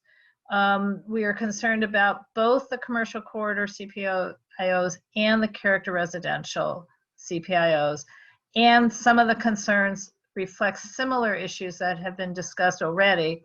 I didn't write this, but have already are in discussion at Nandasi in Council District 8 and 9. And we want to acknowledge how difficult these designations are to administer, that they're very time consuming for a relatively limited staff. There's a myriad of tiny little decisions that add up to a complicated whole. And because we're trying to be nice even when we're not being nice, we want to thank the staff members who we know are working very hard. But that said, we have multiple concerns. One of the concerns is that the staff doesn't consult with us on matters, even though it is us who actually have our feet on the ground.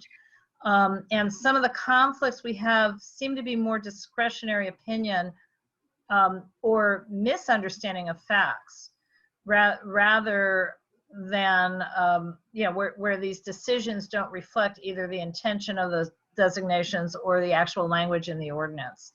But also the staff at the top seems to believe that the CPIO staff members, the ones who are actually making decisions on our blocks, are, quote, very familiar with all the communities. This was stated in public, but it doesn't feel that that's true. So one of the ideas we had was to have a familiarization, some sort of familiarization tour. I want to propose that, whether it's virtual or a car caravan, which would be better, with designated stops. So we wanted to put that out first in the letter. I don't know how it would happen. John can jump in. This is what you guys were doing with your HPOZ, right? Bringing the planner out when a new person was assigned. Yeah, it's probably a little bit, we was a general architectural tour, but yes, I think identifying to them, especially if they're on Google Maps looking, what is considered character and what is the character and what what's the of the boulevards, etc. So yeah. Right. I mean, because John and I in our one-on-one conversations, it's sort of not our one-on-one, but our one-on-one, each of our separate one-on-one conversations with planning staff. There's sometimes just a lack of common sense. What is a character house? What contributes to our community? Or a character commercial building.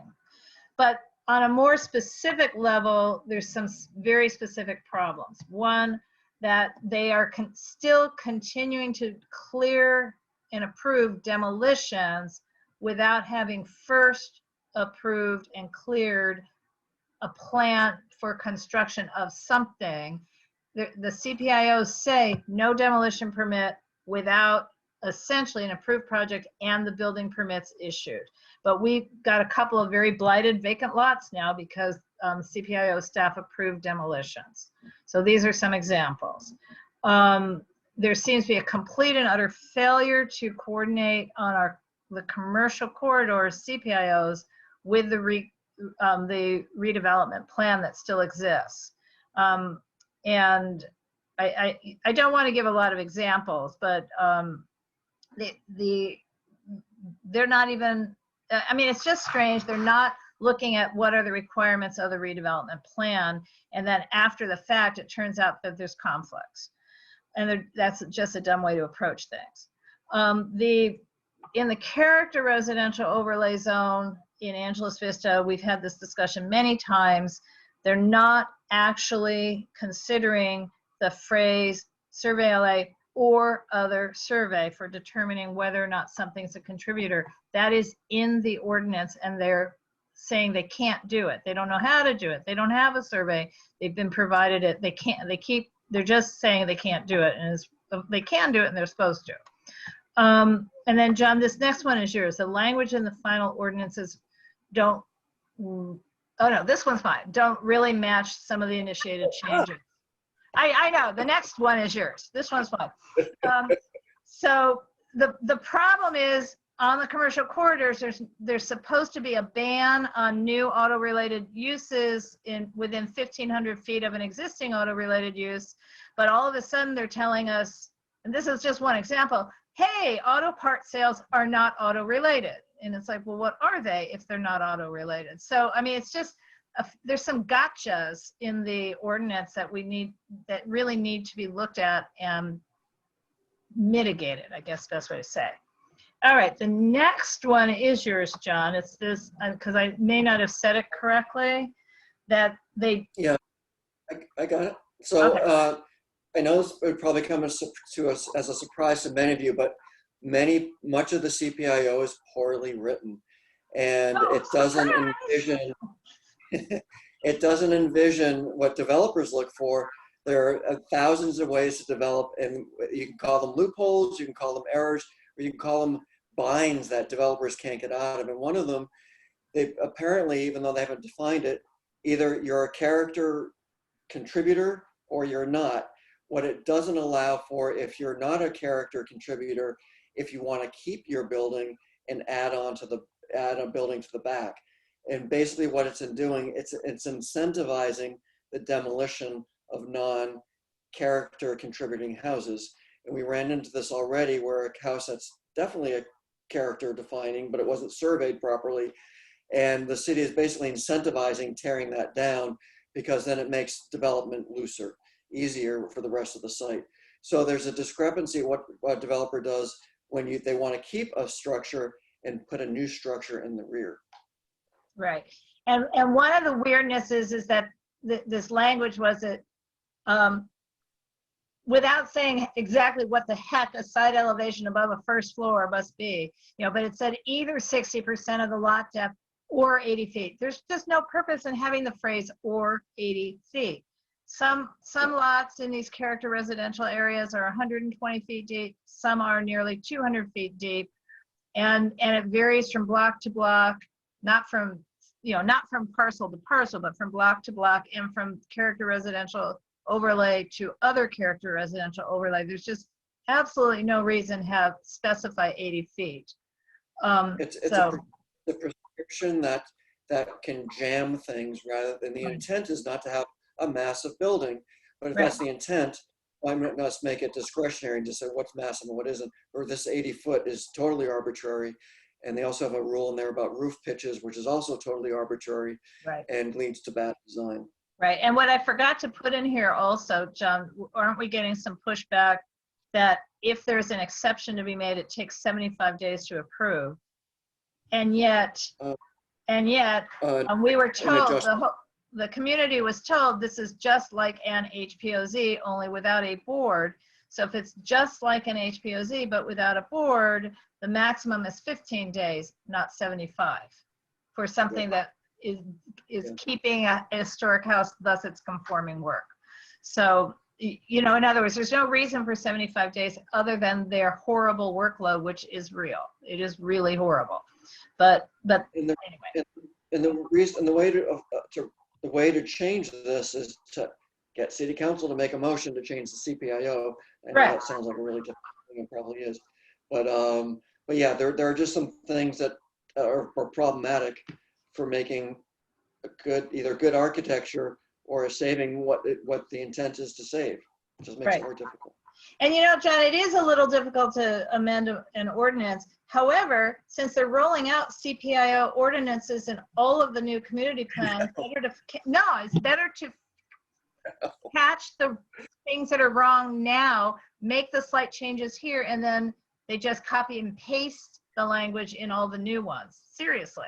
We're doing it so it doesn't happen again. I'm saying what's easy. I don't know if it's easy.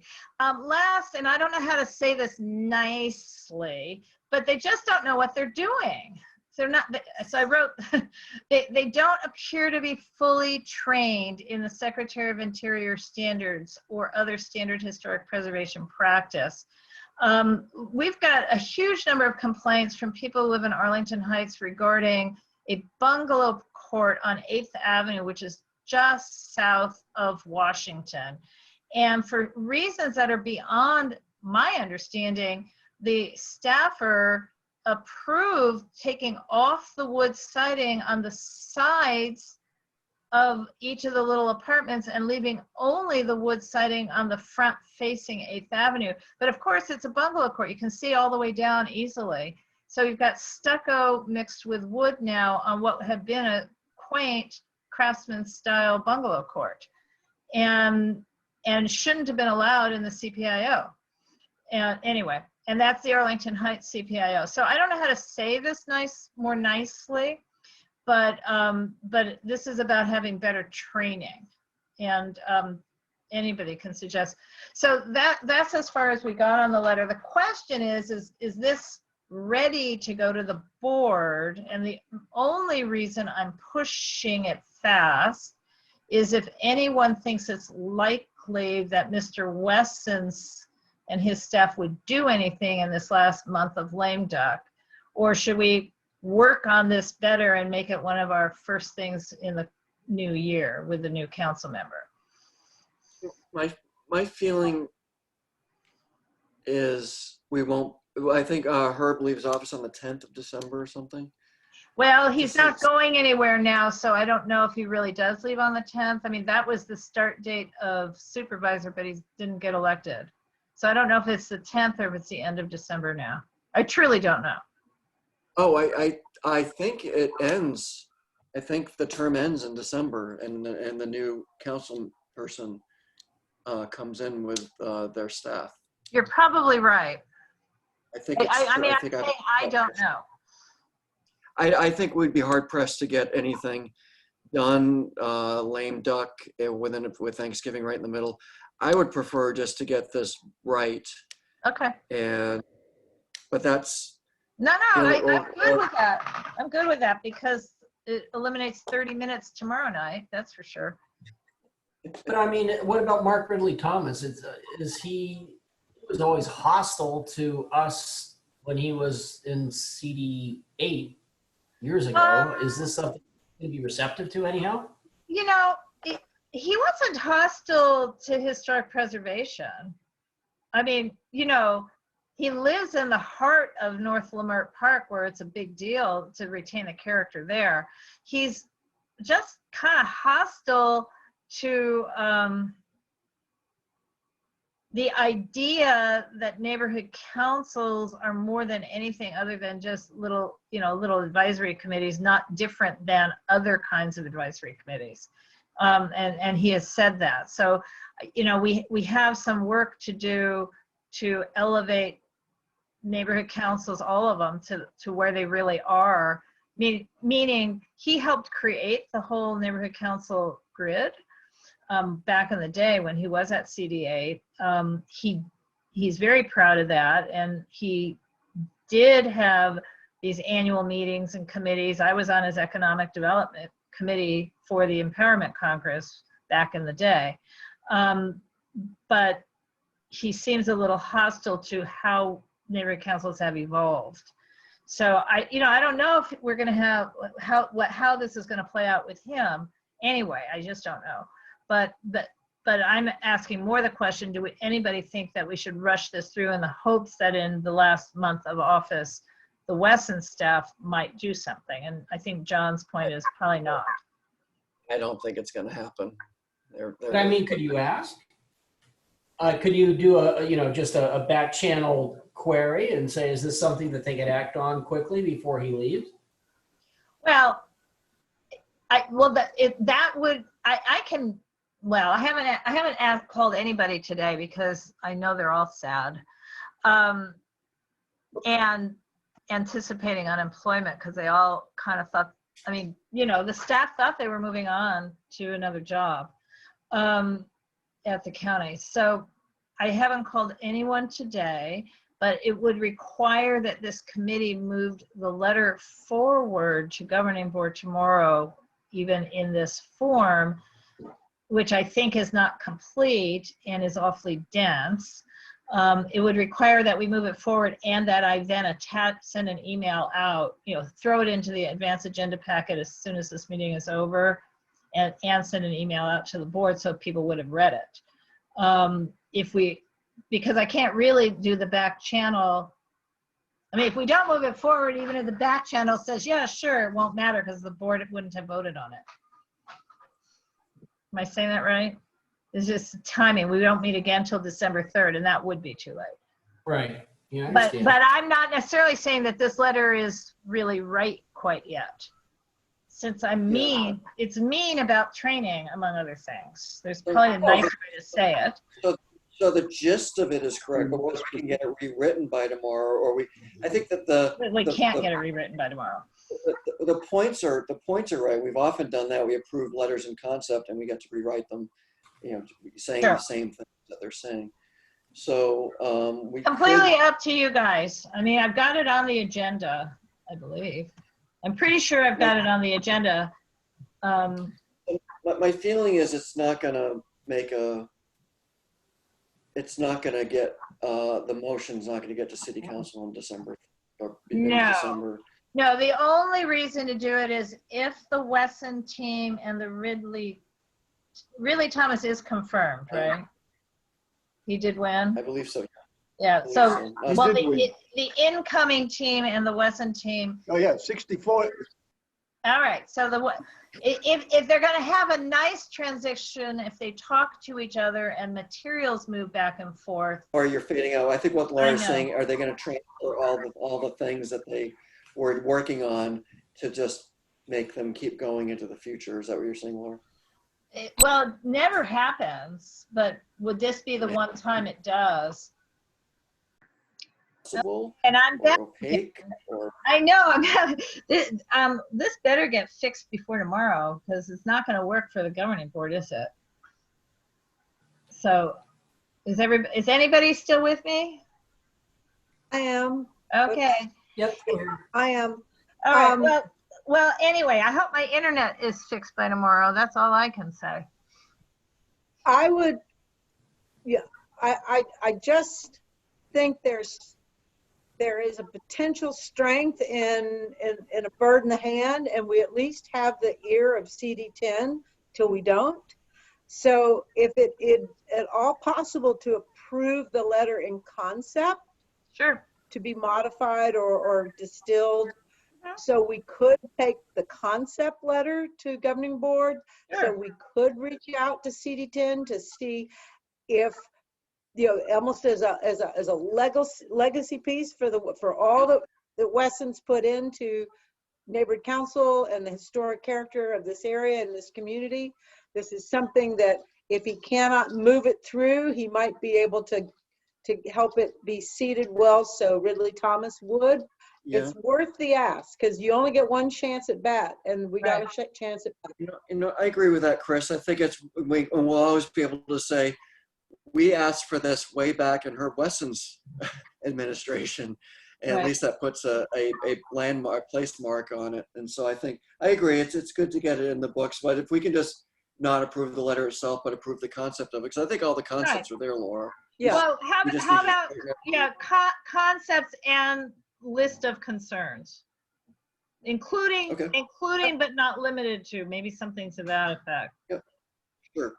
So it doesn't need a final by tomorrow, but the concept and is there. And I would think it would be worth getting that piece done so we have the option to try to get it green lighted. And the nice Sure. thing about Weston, he's not just CD10, he's president of city council, which really Thomas won't necessarily walk into that shoe. So, Right. yeah. Well, I mean, in other words, if the motion could simply be move this letter forward to governing board to approve the concept and the list of concerns, but not limited to this list of concerns. I would agree to that. Okay. And I'm not typing that motion, but I mean, I think we all know what it is. So I guess I can make a motion. You're seconding, Chris is firsting, and John is seconding. Chris moves and John seconds. Okay. And are we all pretty much in favor? Blue hands up. Before I get dumped off the call again. This is terrible. My hand. Thank you. I see Steve's hands up. Okay. And obviously what governing board can do, because we've done this before, is in the end, if the governing board likes this, and I'm going to post this version of the letter into the advance agenda packet as soon as we hang up, assuming my internet doesn't go down completely, and email it out to the board members so they can read it, because I can email it to them once it's in the agenda packet. And it can be fine-tuned via email with the executive committee, so long as the final motion says it can be done via email. So we don't have to wait for the executive committee meeting. So, okay. Moving on to updates. The main update I have is, I'm seeing a new chat. Oh no, I'm not. That's an old chat that I'm not supposed to see. The only update I have is the appeal case at 1537 South Wilton Place, which was scheduled for the Planning and Land Use Subcommittee of City Council twice. It was scheduled and then continued in early October, moved to October 29.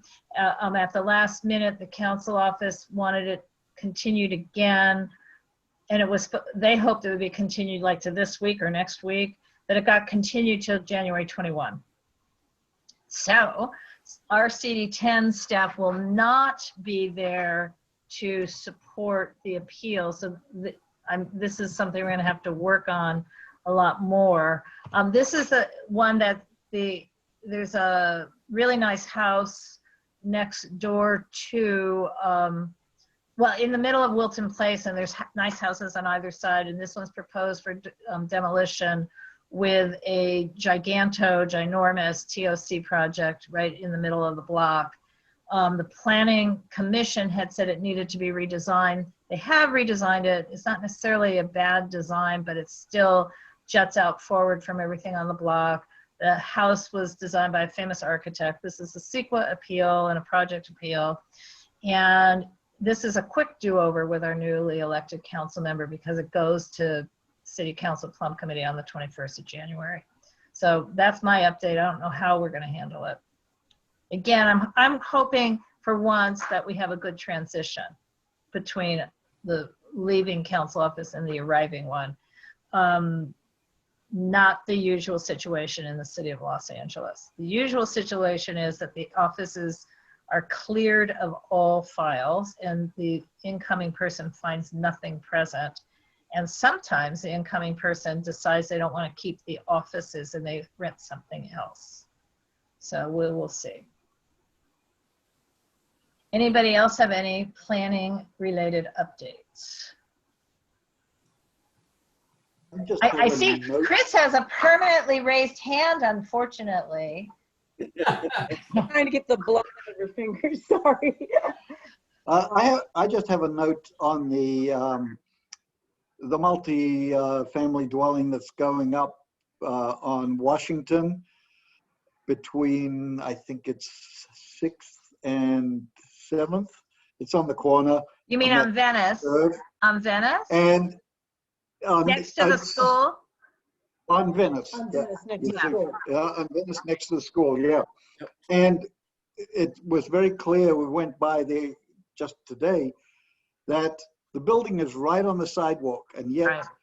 I remember clearly that the illustrations that we saw showed greenery Yes, between the sidewalk and the building.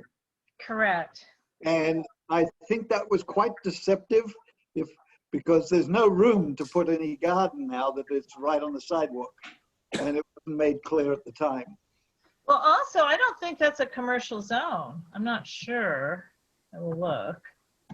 I think it's a residential zone, which makes that design even more odd, but let me look. Well, oh yeah. Prior setback.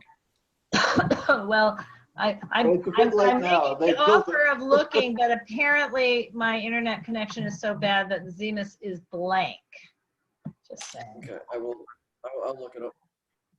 Well, most of the time you look like you're in Richter's. Me? Yeah, sorry. That's okay. Why my internet's not working? I think I have too many windows and videos going. So I just want to thank both John and Laura for the immense amount of work this committee has to do often before it ever, just to bring things in the door. And there were some very, very nice things that came in the door tonight. And I just want to thank that effort because it's a heavy lift. Thank you. Well, we had a good array. I second that. Good, the bad, and the ugly today. Yeah, you can't put lipstick on that last pig. no, I mean, we're laughing, I but the thought trick. that was circular reasoning on that case. We can put 33 lots in there, so we have to find excuses to do so. Yeah. Anyway, we shouldn't be talking about the case. We already said our piece, but that's exactly what if the city in general, has nothing to do with this case. If the city is telling people at all costs, you must maximize the density on all lots at all times, regardless of all rules, then you know me, I'm pro development, I'm pro planning and pro planning department, but saying things like, if they're telling applicants that they must maximize density and they're willing to throw out all rules, boy, we're in deep, Well, deep. you know, John, Karachi, here we come. okay, obviously I've missed something because I was ethical and actually left the room. But if that's what they said, John, you should hit reply all on that. No. I'm just saying if these guys said something to that effect, then you should hit reply all on the email we sent to the planners. Yeah. Raphael is the planner who's new, and Sergio. I mean, Raphael is brand new, so there's no way he could have said something like that. He just joined the city staff. But you should hit reply all and say, hey, by the way, did you say this? I feel there's no reason not to ask challenging questions. So we did, and so I don't know. Well, I mean, to the staff who wasn't present tonight. Oh, I know. I understand. So, Chris and Steve, let's summarize. That is what I heard, and that was the justification they were giving to break just about every planning rule. Was the city told us to maximize the density, and the only way to do that is to break 12 rules, and some of those broken rules were just so far beyond what I would is reasonable. I mean, the rules I live by every day, and I was like, I don't even know how. I think, anyway, do you guys agree that's what they said or implied or explicitly said? I explicitly said, I remember hearing the city told us we had to, and Yep. I was like going, and then you clarified that so many of these things weren't by right, but they were requests. and they were of a scale that's just way beyond, I think you called them off menu, And yeah. Anyway, we shouldn't be gossiping, but it costs them so much money Well, to no, do it. but I want to They tell you, really didn't want to do it. the planner at Development Services who took the case in originally months and months and months ago, who I spoke to, back in March probably, said to me that he, without me having seen the plans yet, said it was an outrageous number of requests. And so he would not have been a person who said to them, do more, but it's possible it was the prior team, because remember they had a prior application that's now withdrawn, and it was really mired in requests. I had asked at one point what were the issues, and I was told I had to file a public records request to find out that answer. So maybe I guess I should, because that may be the reveal. That may be that they wanted more, not less. Well, I also got the sense that they had a tendency to hear from people what they were hoping to get, not necessarily what they were actually told. So I think the issue here is beyond this project, so I don't want to talk about this project. Thank you. Speak without the applicant here. Was that, that the city is advocating and maybe supporting or goading people to say, yeah, ask for incentives.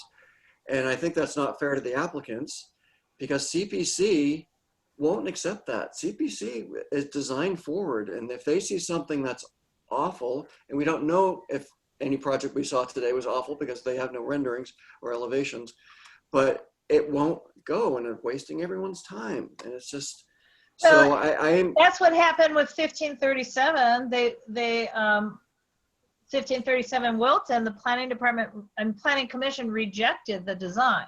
They accepted the staff's evaluation of the project, so but they rejected the design and sent it back, whatever that means, because I mean, the new design doesn't do much better than the old, but in any case, I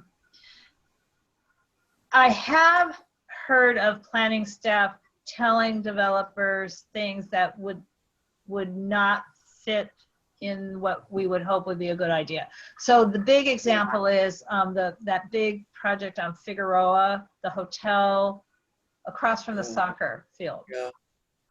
They literally, it's the opposite situation. Planning staff told the developer the developer should not propose a 22-story hotel. There was a mixed, apartments and hotel, that they wouldn't approve it, and it would have been approvable now with a change in the plan anyway. But that is what created the entire historic preservation issue, where they would have to demolish Flower Drive in order to otherwise achieve their project. They could have kept all of Flower Drive with a tall building. And in the end, it created a lawsuit and a compromise, but still didn't do 22 stories. Of course, a hotel should be okay at 22 stories. So they are telling developers, do this, don't do that, do this, don't do that, instead of saying, why don't we work out a collaborative project that works for everyone? I don't know if you can always do that, but I think you should always be able to try. I would think that it's staff being parroting, saying, oh, we heard in a meeting that we should make sure developers know that they can do more density and advocate for that. Okay, but that doesn't mean they're saying what you said, Chris, because the developer is going to hear that and say, oh boy, they want me to do more units, I'm going to ask for the moon. And it's not fair to the developer, not fair to us, and not fair to the people who have to live in these boxes until the thing gets torn down. And anyway, so it's really troubling. We had a planner say, why don't you put more units on a project? And we had reasons not to, but a different developer would have run with it and put a lot more units on it, and we knew it wasn't appropriate. Do you think the planning department thinks it's being measured and will get more financing if they generate more units? No, I think what they're hearing is, if you can see more density, do it. But what they aren't seeing is, like, this is a single lot, and more density is going to create this thing that's uninhabitable, that's not going to meet code, that's probably going to be really ugly.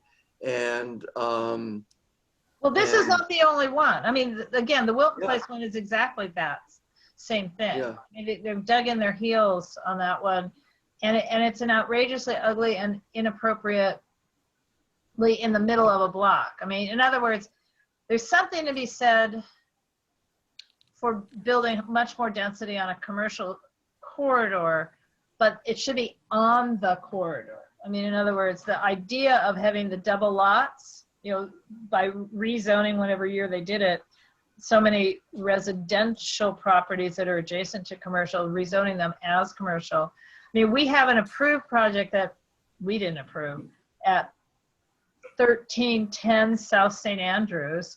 It's not on the corner of Pico and St. Andrews. It's one lot in, and it's 56 units. And they're creating 4 or 5 affordable, but they're demolishing 9 affordable units. And it's going to be really tall and really ugly, and it's just, you know, and it was approved and not appealed because, as you also may know, a TOC project can only be appealed by an adjacent resident or adjacent business. In other words, it's not a 500-foot. It's literally you have to live across the street, behind it, or next to it to have a legitimate appeal right. It depends on the level of incentive. If it's an on-menu incentive, yes. If it's off-menu, it gets bigger. Well, Anyway, okay. there's Well, new in ones. any case, this was not a project that we ended up with at all at UNNC, but it similarly has been encouraged to be huge, and it's going to stand up in between a little building on Pico and a big apartment building to the south. Chris, you have your other hand up. I just want to, I'm going to have to log off. Yeah, me My too. hands, We all my have to arms starting go. really ache. But So- thank you so much for all the work you guys do. Thank you. Thank you. Good night. Good Yeah, night. good night, everybody. Bye-bye. Laura. Thanks for coming. Wait, Laura. No, I'm not done yet. I'm the last to go. All right. Okay, Here comes I'm your triple husband with I flowers. know. I'm triple booked tomorrow night. I will do the best I can. I'm gonna have 2 meetings going at once. I've done that once. You have to be careful about the feedback. I mean, it can't be two side by side. You actually have to separate it a little bit.